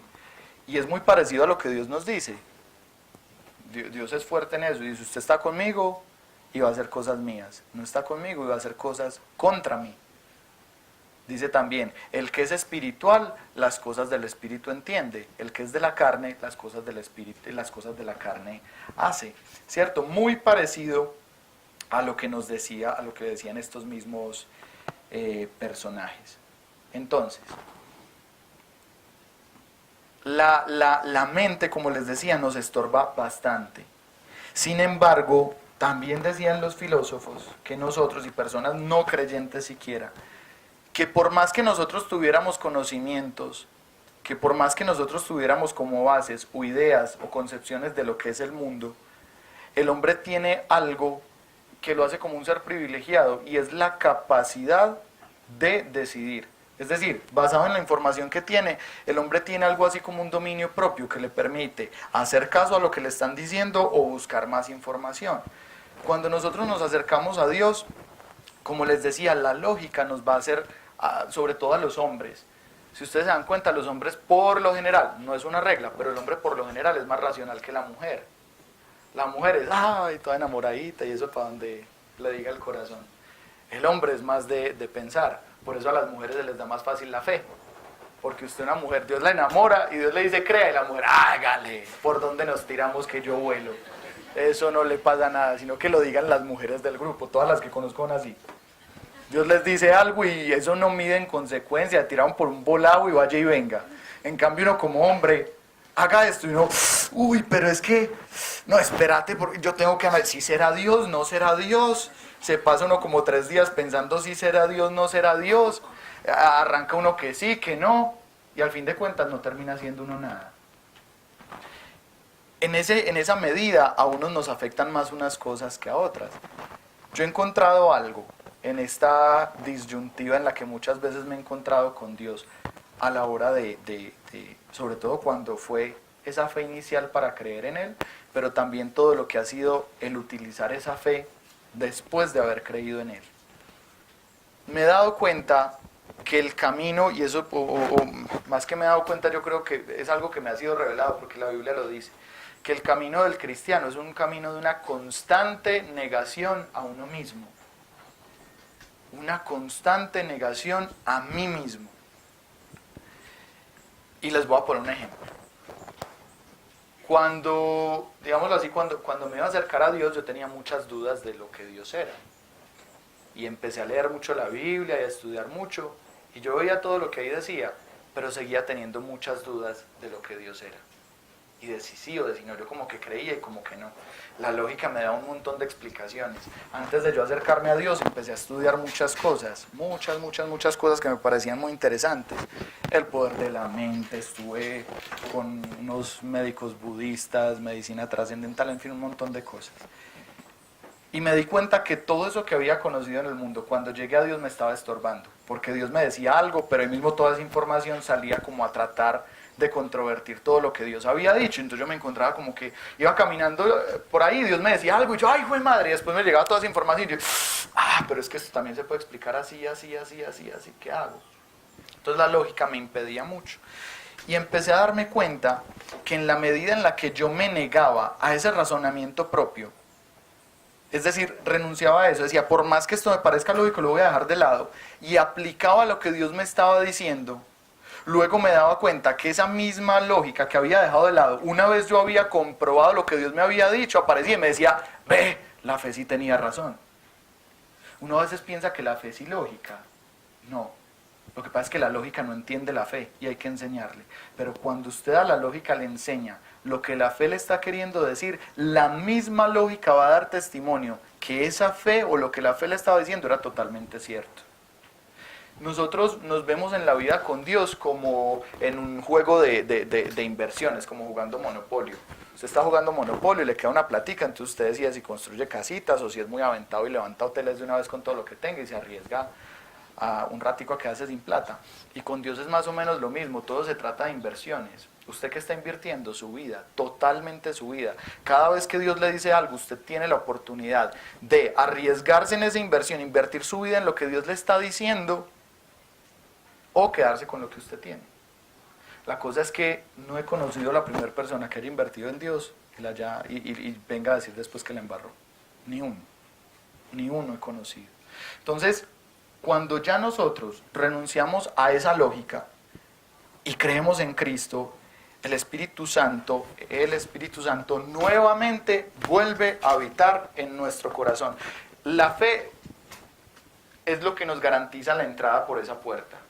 Pero inmediatamente entramos por esa puerta, Dios dice que somos coronados. Ese coronados o sellados significa que el Espíritu Santo nuevamente entró al corazón del hombre. Nuevamente está ahí. Uno a veces dice, ay, qué nota, listo, recibió el Espíritu Santo, pero si uno se pusiera a detallarse todo lo que le costó a Dios, que el Espíritu Santo pueda estar otra vez dentro de nosotros, creo que miraríamos como con mucho más valor al Espíritu Santo. A veces le dicen, es que su cuerpo es templo del Espíritu Santo, y uno, bueno, listo, como que le da lo mismo, igual va y hace y deshace. Pero miremos lo que costó, y yo creo que eso nos abre un poquito más los ojos. Entonces, creemos en el Señor. Recuerden que estamos hablando de el conocer a Dios. Aquí se nos va a empezar a presentar como un problemita, y es que nuevamente la lógica va a estar por ahí, como el diablito sentado en el hombro, tratando de decirnos cómo hacer las cosas. En la Biblia vamos a encontrar muchas veces que nos dicen que hay como una lucha entre el espíritu y la carne. Hay por ahí es como una especie de dicho muy conocido, yo ni siquiera sé dónde es, creo que es como celta, pero me parece como muy ilustrativo para lo que es esto. Dice que le pregunta al maestro, o le dice el maestro a su discípulo, en el corazón del hombre hay dos lobos en guerra, uno negro que representa el mal y uno blanco que representa el bien. Le pregunta el maestro a su discípulo, ¿cuál ganará? Y el discípulo sin respuesta se queda como pensando hasta que el maestro le dice, aquel al que usted alimente. Y nos encontramos con lo mismo. Cuando nosotros estábamos llevados por la carne y no teníamos comunión con Dios, vaya y venga, a usted no le importaba nada lo que usted hacía. Usted hacía las cosas que le parecían normal. Yo me acuerdo que yo, por ejemplo, cuando salía mucho a rumbear al principio con los amigos, como esas primeras parrandas, yo llegaba y veía a la gente que estaba al lado y nos veía a nosotros y decía, nosotros somos muy juiciosos. Y estábamos caídos de la borrachera, pero yo decía que éramos muy juiciosos porque no estábamos trabados. Entonces yo decía, pues somos muy juiciosos. Ya luego me di cuenta del daño que me hizo el trago. Estaba ciego. Estaba igual de mal que los que estaban trabados, estaba borracho. ¿Sí? Fue solamente hasta que el Espíritu Santo entró en mi vida que me abrió los ojos, esos ojos espirituales, y pude yo darme cuenta que lo que estaba haciendo estaba mal. Es como que la conciencia mía fue iluminada. Taque. Entonces, cuando nosotros nos acercamos a Dios, cuando ya estamos listos, creímos, entramos, estamos delante del Rey, estamos frente al trono, tenemos dos opciones. Una, empezar a, entre comillas, relacionarnos con Dios a nuestra manera, o conocer a Dios. Digamos que cuando buscamos hacer las cosas a nuestra manera, nos vamos a ver como enredados o estorbados por tres cosas. Una es lo que yo creo de Dios, que no me refiero a este creo como la fe que yo tengo de Dios, sino como esas cosas que a mí me han contado de Dios, ¿cierto? Es que a mí me han dicho que Dios hace esto, que Dios no sé qué, tal cosa. Nosotros acá hablamos de la sencillez del Evangelio, y yo creo que muchas veces hemos visto personas que llegan con una cantidad de cosas encima, de que usted para poder estar bien con Dios tiene que rezar arrodillado no sé cuántas veces al día, echarse 3 rosarios al desayuno, hacer esto, hacer lo otro, y nada que ver. Si algo Dios nos ha revelado acá a todo el grupo es su sencillez. Una vez Dios a Isa le decía, decirles que yo soy más sencillo que la tabla del 1. ¿Y quién no es la tabla del 1 pues? ¿Sí? Pero eso le decía a Dios, decirles que soy más sencillo que la tabla del 1. Y a veces nosotros, por no acercarnos a conocer a Dios, sino por quedarnos con lo que sabemos de Dios o nos han contado de Dios, la embarramos y complicamos todo y terminamos haciendo un montón de cosas que Dios no quiere que hagamos. Otra de las cosas que nos estorba mucho es lo que sabemos de Dios, ya no porque me han contado, sino porque yo lo he estudiado.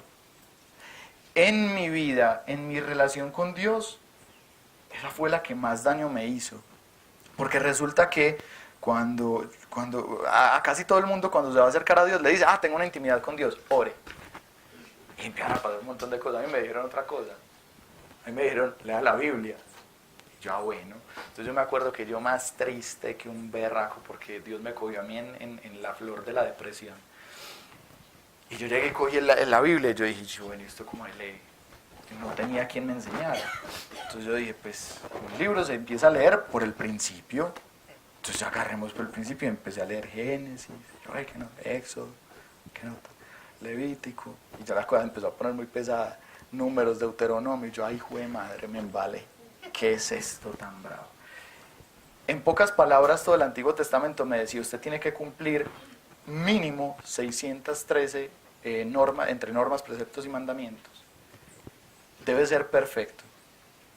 Y si quiere que le vaya bien, haga bien todas esas cosas. Si no hace bien todas esas cosas, le va mal. Entonces mi vida, esos primeros 5 años, fue de cumplir y cumplir y cumplir y cumplir cosas. Y yo me desnucaba por obedecerle a Dios y porque las cosas en mi vida estaban muy mal. Entonces yo quería empezar a ver que las cosas se compusieran. Yo dije, bueno, listo, esto está muy duro, pero si lo hago como me dicen acá me están diciendo que me va a ir bien. Y yo obedecía, y mientras más obedecía, más mal me iba. Más mal, entre comillas. Y yo veía que en mi vida se estaba cayendo, y después empezó a caer todo en la vida de mi papá, de mi mamá, de mi hermanita. Todo estaba llevado, y yo era, ¿pero qué está pasando?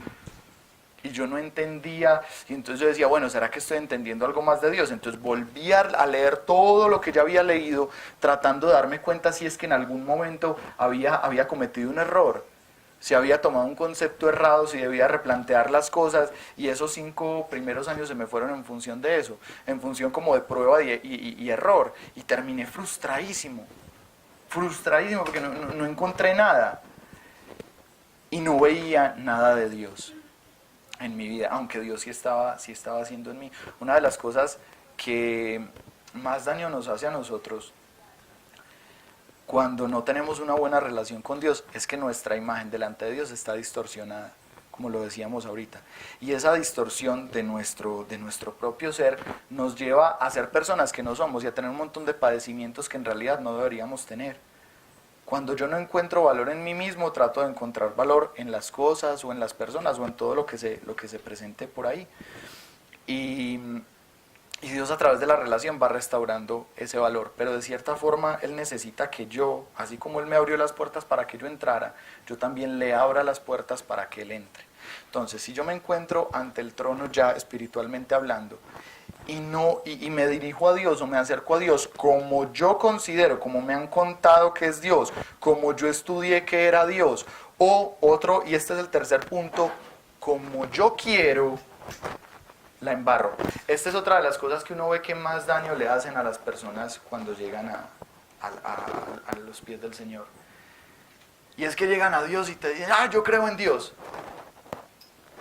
pero buscan condicionar a Dios a lo que ellos quieren. ¿Sí? Buscan condicionar a Dios a lo que ellos necesitan. Entonces yo creo en Dios, pero entonces que Dios me ayude con esta relación. Yo creo en Dios, pero entonces que Dios me ayude con este trabajo. Y no dejas que Dios te guíe, sino que pretendes decirle a Dios por dónde te tiene que llevar. Pongo siempre este ejemplo también. Cuando estaba muy chiquito, mi papá tenía un amigo que tenía una finca en Andes y nos íbamos mucho para allá y pasábamos muy bueno. Pero yo me acuerdo que en la carretera había un pedazo que era muy oscuro, no tenía pues iluminación. Entonces siempre me llamaba mucho la atención. Y nosotros nos íbamos de noche, pues que al frente uno veía todo porque las lámparas del carro estaban alumbrando, pero atrás no se veía nada. Entonces yo me llenaba de susto y le decía, papá, ¿para dónde vamos? Y la respuesta de él siempre era, ¿usted con quién está? Con mi papá. ¿Y usted cree que su papá se lo va a llevar por un lugar malo? Entonces yo ya como que me relajaba y dejaba que mi papá siguiera, ¿sí? Nosotros con Dios parece que no entendiéramos eso. Como no lo conocemos, no sabemos para dónde vamos ni con quién vamos, entonces nos llenamos del susto y por eso cada vez nos vemos pataleando y echando reversa, ¿sí? Entonces, como les digo, estas son como las tres principales cosas que te pueden a vos impedir conocer a Dios. En pocas palabras, lo que acá estamos diciendo es que podemos tomar la decisión, no de acercarnos a conocer a Dios, sino como hacernos un molde de Dios. Tratar de que Dios nos encaje dentro de algo que nosotros creemos que es Dios, pero que no es Dios. Más que conocer a Dios, nos estamos haciendo una imagen de Dios. Es como que estamos frente a Dios y nos volteamos por un ladito y nos hacemos una imagen de lo que creemos que es Dios. Hay una historia hermosa, la escuché hace algunos días, de un hombre que se llamaba San Agustín. San Agustín pues es considerado como uno de los padres de la iglesia, un hombre que nació por allá como en el año, entre años 300 y 400 después de Cristo. Era un hombre muy estudioso y un hombre que por sus estudios mucho tiempo trató de entender a Dios, pero de una forma muy metódica, como muy estructurada. Entonces él llegaba y se hacía un molde de Dios y luego veía que algo no le cuadraba y ¡jue madre! Y entonces dañemos este y hagamos otro, y se empezaba a hacer un montón de bosquejos mentales uno tras uno de lo que era Dios y se veía a veces como muy frustrado. Entonces cuenta la historia que él un día estaba caminando por la playa, meditando en quién era Dios, en cómo poder llegar como a la razón o al entendimiento de quién es Dios. Y dice que a lo lejos ve por allá un niño en la playa. Dice que el niño estaba abriendo un hueco en la arena y él se quedó mirándolo. Y después el niño llegó y cogió una coca y salió corriendo para el mar, cogía agua, salía corriendo para el hueco y la metía. Volvía arrancado corriendo para el mar, cogía agua, salía corriendo para el hueco y la metía. Y otra vez, y otra vez, y otra vez, hasta que él no se aguantó y se fue para donde el niño y le dijo, venga, ¿usted qué está haciendo? Y el niño llega y le dice, no, estoy tratando de meter el mar en este huequito. Y San Agustín como que llega y lo mira tan tierno y se le ríe y le dice, pero es que eso es imposible. Y el niño le dice, pues más imposible es que usted esté tratando de encasillar a Dios. El hombre dice que inmediatamente quedó como paralizado y volteó a mirar y el niño no estaba. ¿Ah? Póngamele pues. Como dicen por ahí, póngame a bailar ese trompo en la uña mía. Bravo. ¿Sí? O sea, es impresionante cómo el hombre quiere tener control de todas las cosas, aún de Dios. Fíjese que, por ejemplo, con la economía uno está tranquilo con su economía cuando la tiene bajo control. Pero vaya que Dios le diga, deme el control de su economía. ¿Sí? Dios le empieza a decir, regale eso. Y uno es, güey madre, no, vení. Yo regalo otra cosita. Sí, empezás como a decirle a Dios qué hacer y qué no haces. Y en ese sentido es como que vos le estás diciendo a Dios, Dios mío, obra en mi vida, pero le estás amarrando las manos. Usted a Dios no le puede mover la mano, pero sí se la puede amarrar. ¿sí? Cada vez que usted no le da la rienda, le da a Dios las riendas sueltas de su vida, cada vez que usted busca decirle a Dios cómo obrar en su vida, lo que está haciendo es atándole las manos a Dios. ¿Sí? Entonces, miren, nos encontramos entonces con que ninguna de todas esas cosas nos van a hacer un estorbo. Entonces se preguntará uno, bueno, listo, pero entonces, ¿cómo se conoce a Dios? Y estudiando un poquito, me di cuenta, estudiando con Dios, más bien fue algo que Dios me mostró, es que el conocer a Dios tiene todo que ver con el ser, con lo que yo soy. ¿Sí? Es necesario que yo, a ver cómo les digo esto.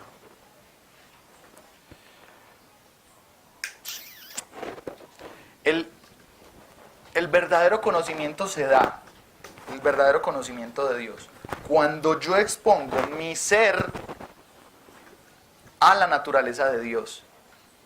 ¿Sí? Es cuando yo me entrego a Él como con un corazón expuesto.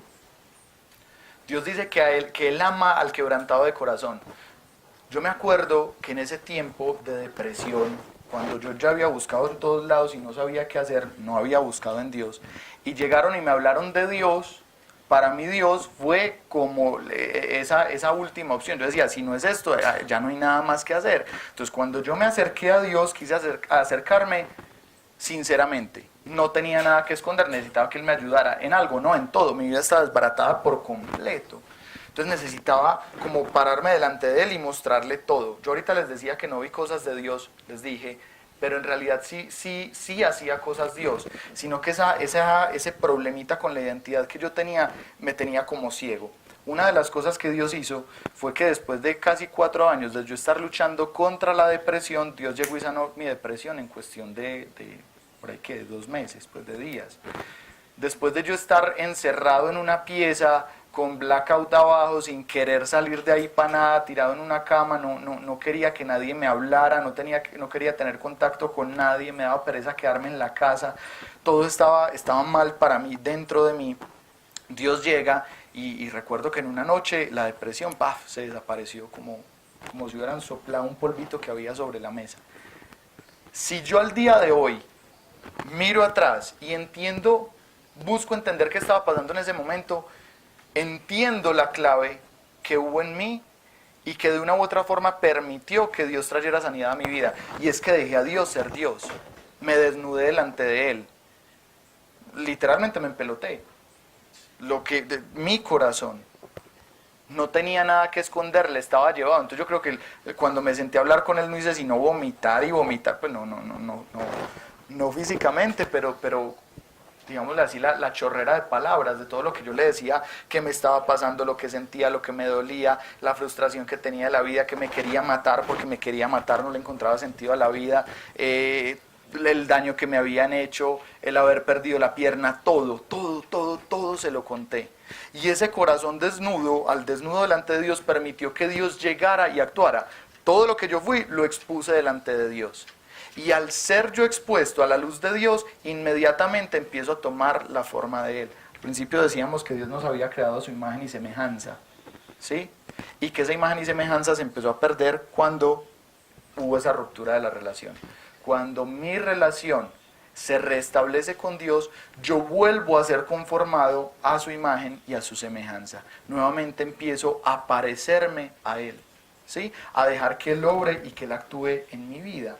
De una u otra forma, lo que vamos entendiendo es que si el conocer tiene que ver con lo que yo soy, expuesto a la naturaleza de Dios, quiere decir que el verdadero conocimiento se crea en nosotros, o se da en nosotros a través de la experiencia de Dios. Qué tanto experimentemos a Dios va a significar qué tanto conozcamos a Dios. Yo puedo tener información de Dios. Yo tenía mucha información de Dios, de la palabra. Sabía, listo, no sé, tal libro en qué año fue escrito, qué hizo tal persona, no me servía para nada. El mismo apóstol Pablo dice en una de sus cartas, vea, yo estudié en la mejor escuela de estudios que tienen que ver con Dios. Fui enseñado por el mejor de los maestros. Me sabía todo al derecho y al revés. Es más, dice él, de tanto conocimiento que tenía a una edad muy joven, fui delegado como quien tenía una autoridad dentro de la ley para con el pueblo muy grande. Pablo era perseguidor de cristianos. Pablo le decía, usted tiene tanto conocimiento de la ley, mijito, que con su conocimiento vaya y todo aquel que no crea en Dios como creemos nosotros, apréselo y tráigalo acá para que lo juzguemos. Y el pelado, muy pelado, iba y hacía eso. De hecho, uno de los primeros mártires fue Esteban, y dice que mientras a él lo apedreaban, Pablo estaba al lado viendo cómo lo mataban y que asentía en lo que se estaba haciendo. Y luego por allá, después de que Dios lo toca, vemos que él dice, y todo eso, todo ese conocimiento, toda esa información la tengo por basura debido al conocimiento de Cristo. Es decir, él dice, para mí fue más grande y más grato conocerlo a él personalmente que todo lo que me habían contado, lo que había estudiado de él. De nada nos sirve el estudio de Dios si ese estudio no nos lleva a conocerlo. Y para poder conocerlo, digámoslo así, tenemos como 3 herramientas que Dios nos ha dejado, ¿cierto? Una es la palabra de Dios, está la Biblia. Otra es la oración. Y la otra es la acción. Todas y cada una de estas 3 cosas tienen, no es que deban, tienen, si yo quiero conocer a Dios verdaderamente, que estar acompañadas o respaldadas por el Espíritu Santo. Hay cantidad de ateos que se han sentado a leer la Biblia y se sientan a leerla y a estudiarla simplemente para debatirla, y otros pues porque les parece muy interesante. Pero hay personas muy estudiosas de los textos bíblicos, teólogos, que son ateos. Y eso es como ilógico. Que ¿qué sentido tiene que leas la Biblia, que la estudies y no crees en Dios? Pensaría uno. Mucho simplemente por la necesidad de absorber conocimiento. Pero cuando yo me acerco a la palabra de Dios acompañado del Espíritu Santo, eso cambia. Ahorita al principio decíamos, de un solo texto yo puedo tomar y tomar y tomar cada vez que me sienta a leer cosas nuevas. En tanto que no me siento solo, me siento con el Espíritu Santo, entonces el Espíritu Santo me está hablando. Ahora dirá alguno, listo, ¿y cómo se siente uno con el Espíritu Santo? No se sienta a leer la palabra, siéntese a hablar con Dios de la palabra. Lea. No, a la hora de leer la palabra no nos enfoquemos en leer mucho. Enfóquese incluso en leer muy poquito. Es mejor leer muy poquito, desde que eso muy poquito que usted leyó, usted lo medite con Dios. Busque un ambiente propicio. Yo me acuerdo que a mí hubo mucho tiempo que me daba pereza leer, entonces Dios me decía, bueno, venga, cuando yo le empecé a pedir ayuda, bueno, entonces vení, ¿cómo hacemos? Y me decía, ¿qué te gusta? No, a mí me gusta tomar cafecito. Ah, listo, a mí nos tomamos un café. Entonces yo llegaba y salía, me iba por un café con mi Biblia, me sentaba, la abría, me tomaba el cafecito, iba leyendo, y yo cada rato, porque Dios cada vez me mostraba cosas. Yo, ¡jue madre! Me acuerdo que una vez incluso estaba acostado en la cama y Dios llega y me despierta, y yo abro el ojo, sé, porque Dios me lo pone acá, que tengo que leer un versículo, abro inmediatamente en ese versículo y me encuentro leyendo la historia de Josué, cuando Josué llega y unge al rey David como rey. Entonces en ese momento Dios le dice a Josué, habían un montón de hermanos de David ahí, todos pintosos y grandes y cuadros. Entonces Josué llegó y dijo, además que alguno de estos es el que va a escoger Dios. Dios le dice, ninguno de esos, mijito, porque es que yo no miro como mira el hombre. El hombre ve las apariencias, pero yo veo el corazón. Tráigame el más flaquito del más chiquito. Y yo me acuerdo que yo leí eso, yo no entendí ni papa, pero me agarré a llorar como 28 horas y media más o menos, pero a moco tendido. Y lo más charro es que yo en mitad del llanto le decía a Dios, ¿qué está pasando? No entiendo. Yo no entendía por qué lloraba y lloraba y lloraba y lloraba. Y la verdad es que a Dios no le importaba que yo entendiera. A Dios lo que le importaba era lo que yo estaba permitiendo que Él hiciera en mi vida en ese momento. A veces no vamos a entender lo que Dios hace en nosotros. Y por eso es tan importante conocerlo a Dios, porque en la medida en la que yo conozco, confío. Y si confío, no me va a importar qué va a hacer Dios conmigo. Lo que me importa es que haga, porque sé que va a ser bueno. Así como yo, por confiar en mi papá me decía, ¿para dónde se lo va a llevar su papá? ¿Para un lugar bueno o para un lugar malo? La verdad que es mi papá, vamos. Lo mismo pasa, si yo conozco a Dios y entiendo quién es Dios, me voy a relajar con lo que Él haga. Muchas veces, a veces uno ve a muchas personas en el caminar con Dios sufriendo. Y no voy a decir que uno en Dios no va a sufrir, porque es que la vida con Dios sigue igual, hay dificultades. Pero en medio de las tribulaciones Dios dice que Él da paz. ¿Y qué hace la paz? Que usted literalmente le puede estar cayendo el mundo al lado y usted va a estar tostado de la risa. El problema es cuando yo en medio de la tribulación me encierro con la tribulación y no con Dios. Le doy rienda suelta a mi mente, a que piense, qué va a pasar, qué va a pasar, qué va a pasar. En lugar de, hey Dios, ¿qué va a pasar? A veces Dios te va a decir, ¿usted qué le importa? Pero no, bueno, listo, pues no me importa y ya, no, Cande, háblame duro que yo hasta allá no llego, mis ojos no me dan para tanto. Ay, gracias, Samuel, qué detallazo. A mí mi hija me tiene que poner pancarta, un pasacalles del berraco porque no trae las gafas. Entonces, la otra cosa es la oración, ¿sí? A veces nos llegamos a Dios y nos dicen, ore. Pero es más que orar. Es más que orar, porque yo puedo sentarme a hablar con alguien horas, bobadas, y no lo voy a conocer. Yo llevo un rato aquí hablando con ustedes y no los conozco a muchos. El mucho hablar con Dios no va a generar necesariamente una relación con Dios. Es el cómo oro. Es el cómo oro. Por eso volvemos a lo mismo. Cada una de estas cosas, les dije, en cada una de estas cosas somos dependientes, sí o sí, de la acción del Espíritu Santo. El Espíritu Santo es el ayudador y a veces no lo dejamos de lado, como que nos acercamos a Dios y le decimos ¿qué hay que hacer? Dios nos dice que hay que hacer, listo, y arranque a hacerlo solo. Y el Espíritu Santo puede decir, oye, me dejaste. Sin Él no puedo hacer nada. Es muy, muy, muy bacano que un día llegan los apóstoles y le dicen a Dios, venga, ¿qué hay que hacer para uno ser salvo? Y Dios dice, venga, yo le cuento, tiene que hacer esto y esto y esto y esto, y se quedan los apóstoles como, ay, jue madre, le dicen, no, pues, entonces ser salvo, eso es imposible. Les dice el Señor, bien han dicho, eso es imposible, mas para Dios todo es posible. ¿Qué le estaba diciendo Dios? Solo usted no va a poder hacer nada si cree en mí.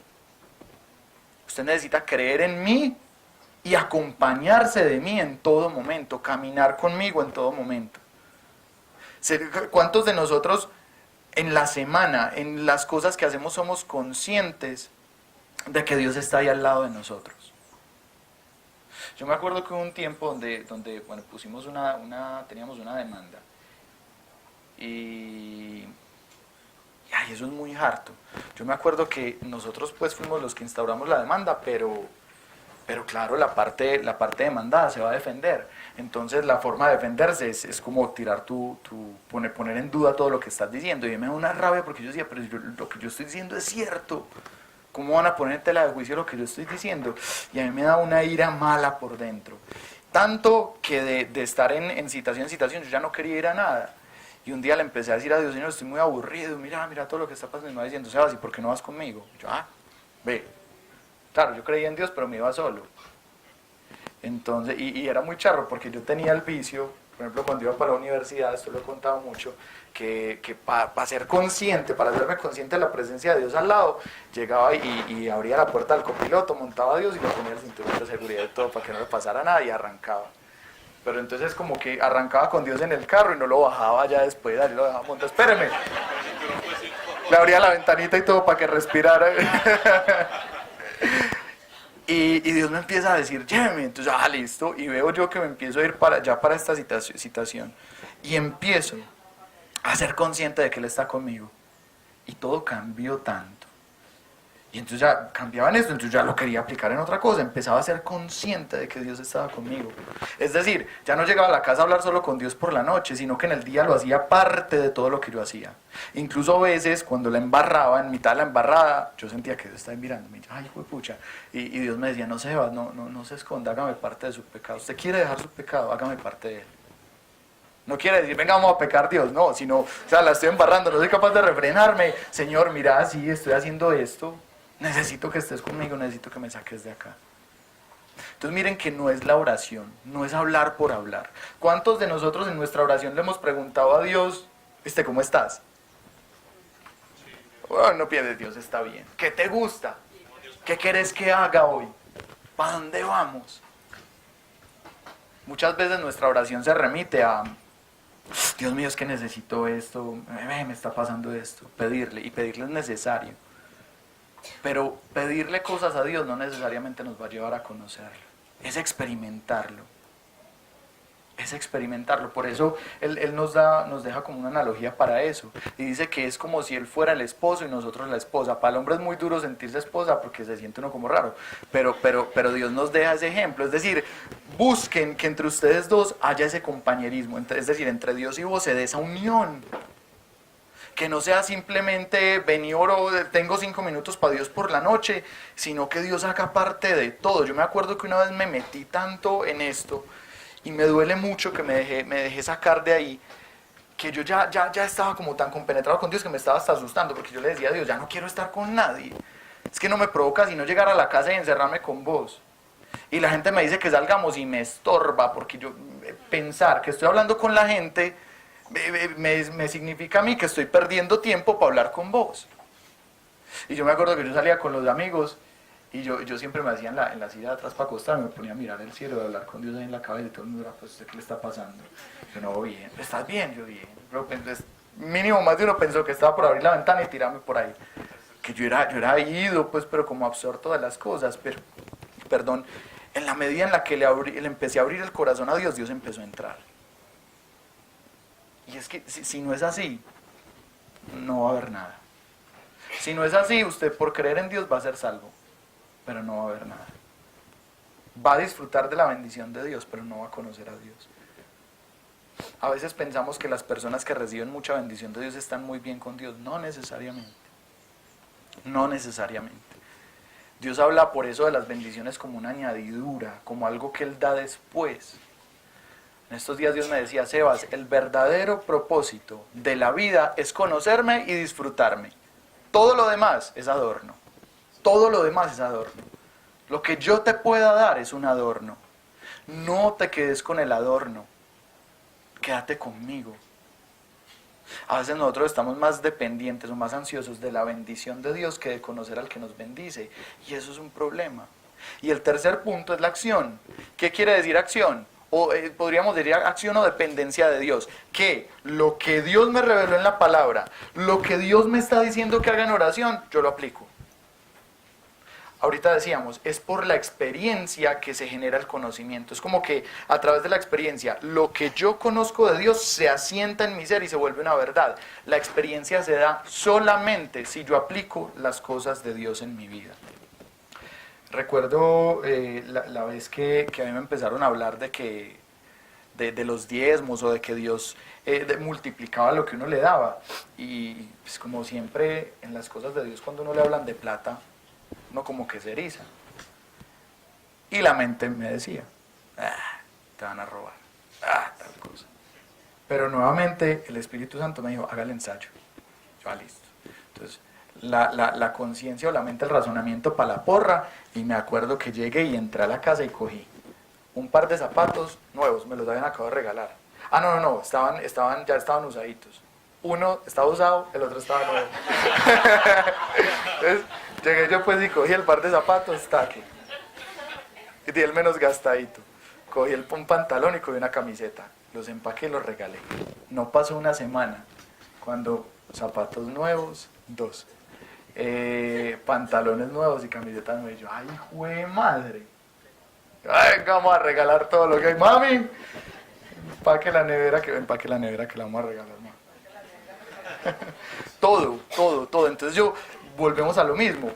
Aplico lo que Dios me dice y experimento las verdades de Dios. Cuando experimento me doy cuenta, ¡jue madre! Lo que Dios estaba diciendo era cierto. Entonces compruebo la palabra de Dios y por esa palabra de Dios empiezo a vivir. ¿Sí? Eso es lo que debe ir marcando el rumbo de nuestra vida. No podemos olvidar que en cada uno de estos 3 puntos necesitamos ser ayudados por el Espíritu Santo. Si usted al principio se le da muy difícil lo uno o lo otro, no importa, dígale al Espíritu Santo, me da muy difícil. Dios me decía a mí, acércate de corazón sincero, es decir, acércate a mí bien, y a mí a veces me da pereza orar. Entonces Dios me decía, listo, entonces que esa sea su oración, empiece a decirme todos los días que le da pereza orar. Yo, bueno, Señor, me da mucha pereza, ayúdame, me da pereza orar, me da pereza sentarme con vos. Yo a veces como que le escondía eso y no le contaba. Y después Dios por allá me dice, usted sí es bobo, no me cuente, igual yo ya sé. Y ya, sí. Entonces, ¿qué empecé a hacer? Listo, contarle, me da pereza, me da pereza, me da pereza, me da pereza.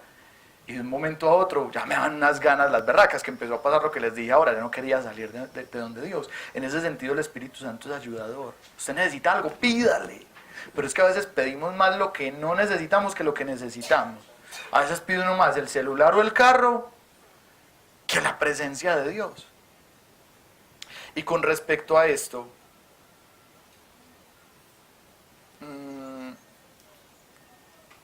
pasa algo. Cuando nosotros estudiamos, ya voy a terminar, me disculpan demorarme tanto, cuando nosotros vemos la historia del Nuevo Testamento, vemos que empiezan nos empiezan a contar que Jesús empezó a caminar y empezó a llamar unas personas. Nosotros siempre como que asociamos que esas personas que él llamó fue a los 12 apóstoles, en realidad él caminaba con más personas, tenía muchos más seguidores. Así pues como por ciertas, no sé, estudios que la gente hace, se presume que eran alrededor de 70 personas que seguían a Cristo, además de los 12 apóstoles. Todos estaban pendientes de lo que él decía, pero solo 12 se mantenían con él casi que en todo momento. Si seguimos escarbando un poquito, nos damos cuenta que de esos 12, solamente 3 estaban con él en todo momento.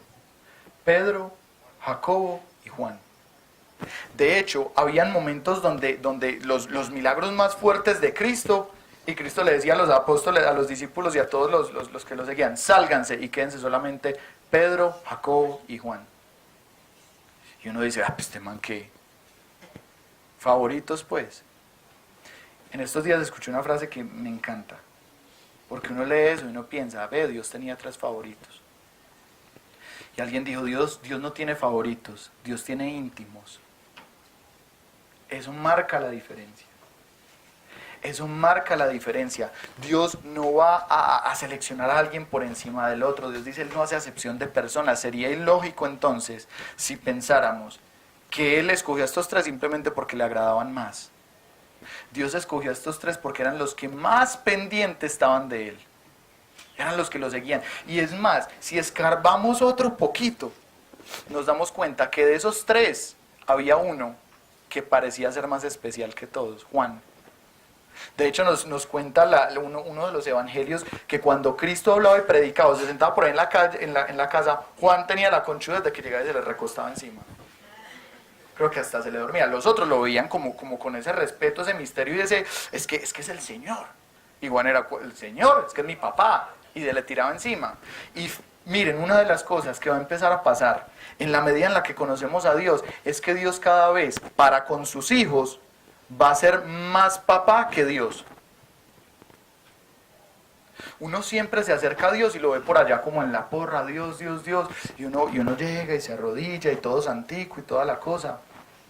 Pero cuando lo empiezas a conocer, le empiezas a tomar tanta confianza que te das cuenta que Dios con vos quiere ser más papá que Dios. Él quiere más, es esa cercanía, esa unión, esa confianza.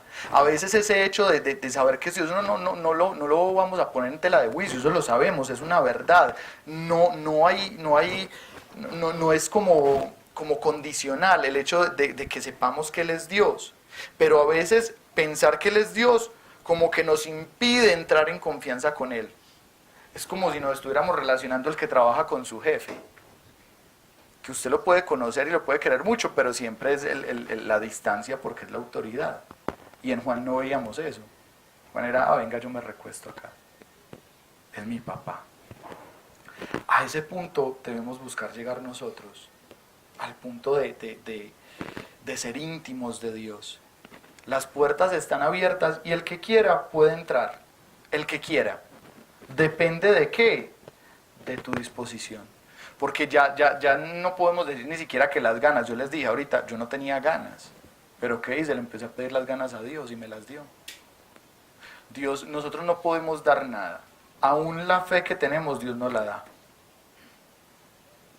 Lo único que podemos hacer es, esa fe que Dios me ha dado, ¿hacia dónde la voy a encaminar? Si la quiero encaminar hacia Dios, entonces pidámosle ayuda a Dios para poderla encaminar hacia Él. Ahorita ya leímos pues como todo lo que nos vamos a enfocar el día de hoy. Ahorita Meli nos va a empezar a contar otras cositas, ¿sí? Que van pasando en nuestra vida con Dios. Pero entendamos algo, esto que hablamos en este momento es la base de todo, de absolutamente todo. Algunas veces decimos, el propósito de la vida, los que ya llevan mucho rato caminando con Dios, es evangelizar. No. Esa es la consecuencia de usted conocer a Dios. El propósito de la vida es conocerlo. De hecho, usted no va a poder salir a evangelizar si no le conoce. Miren, yo quiero terminar con algo. Dios me ha dado, y algunos ya lo saben, los que ya sepan esto, me perdonan la repetidera, pero me parece importante. Dios me ha dado la oportunidad de hacer algunos viajes misioneros y me ha dado la oportunidad de ir a países donde los cristianos son perseguidos a muerte. No que les hagan daño, no que los señalen, no que se los gocen, no, los matan, literal. Y en la medida en la que Dios me ha permitido experimentar eso, esa doble vida, la vida que viven nuestros hermanos, porque es que son nuestros hermanos allá, versus la vida que nosotros vivimos acá, siempre se me ha presentado se me presentaba esta duda, ¿por qué es tan distinta la fe de allá a la fe de acá? Uno lee la Biblia, el Antiguo Testamento, esa cantidad de milagros, son el Nuevo Testamento, Hechos de los Apóstoles, todo lo que hacían los apóstoles, y uno dice, ay, qué nota que eso pasara todavía, y es que eso todavía pasa. Yo he visto cosas muy voladas, que si les cuento, yo creo que salen corriendo, ahí sí, a este man sí nos echó un cuentazo. Y las he visto allá, en esos países, donde la fe cuesta la vida, literalmente. Son países donde una Biblia, vos tener una sola Biblia, si sos local y la tenés, te da pena de muerte, fijo. Si sos extranjero y la llevas, si te va bien, te dan 8 años de cárcel. Es más penado vos tener una Biblia que 1 kilogramo de droga. Para ellos el cristianismo es una ofensa contra el Estado, literalmente. Y yo siempre como que me pregunto, yo, Señor, pero ¿cómo es que esa gente allá da la vida por vos? Porque he conocido personas que han muerto picaditas en pedazos y se las ponen alrededor de la casa para que su familia vea cómo fueron muertos por su fe y renieguen de Dios o renuncien a Dios. Y a esa gente no le importa, y uno ve que los hijos se levantan y siguen el mismo camino de los papás y perdonan a los que les hicieron daño, y uno aquí le pasó un motoneto y le pegó al retrovisor, ya está uno todo enojado, ve uno que las cosas de Dios no salieron como uno creía, y ya se prende uno en furia y quiere uno dejar a Dios. Y allá está una persona con un fusil en la cabeza, con un cuchillo en el cuello, bañado en gasolina, y le van a prender y le dicen niegue a Dios, y la gente dice no. Conocí el caso de un niño de 8 años, lo mataron, lo fusilaron, pegaron con un fusil como 3 tiros. Y antes le dijeron, niegue a Dios. Y no lo negó. ¿Sabe quién lo acusó? Los papás. Hay cosas que yo digo, ¿qué pasa? Y lo que Dios me decía, Sebas, como allá la fe cuesta la vida, la gente da la vida por la fe. Es decir, como allá la gente está expuesta a la muerte por creer en mí, ellos entienden que o se cumple lo que está en la Biblia, o se cumple lo que está en la Biblia. Ellos me buscan a mí con todo su corazón porque soy la última opción, no tienen de otra. En cambio, en este lado del mundo hay un montón de posibilidades. Y por eso la cercanía a mí en este mundo, en este lado del mundo, es como que la gente se relaja más. De cierta forma, la libertad que tenemos acá, a muchos creyentes, nos obra para mal, porque nos hace sentir relajados en cuanto a buscarle a Dios, y no le buscamos de todo nuestro corazón, sino que pensamos, lo puedo hacer mañana, y entonces me relajo. Allá es ese día o ese día. ¿A qué quiero ir con esto? A que en la medida que nos tomemos a Dios en serio, vamos a ver cosas de Dios en serio. Muchos llegamos acá porque necesitamos, nuestra vida está mal, necesitamos que Dios nos ayude en cosas. Tomémonos en serio a Dios. Tomémonos en serio a Dios. Seamos íntimos de Dios y veremos a Dios en todas las cosas. Y más importante aún es que nos vamos a parecer cada vez más a Él. Se van a empezar a darse cuenta en la medida que se dé ese conocimiento que ustedes querían un montón de cosas que en realidad no querían. ¿Sí? Con eso los dejo. Ya enseguida. Meli. Enseguidita. ¿Qué? Ah, bueno. A comer ahora sí. Muchas gracias, muchachones.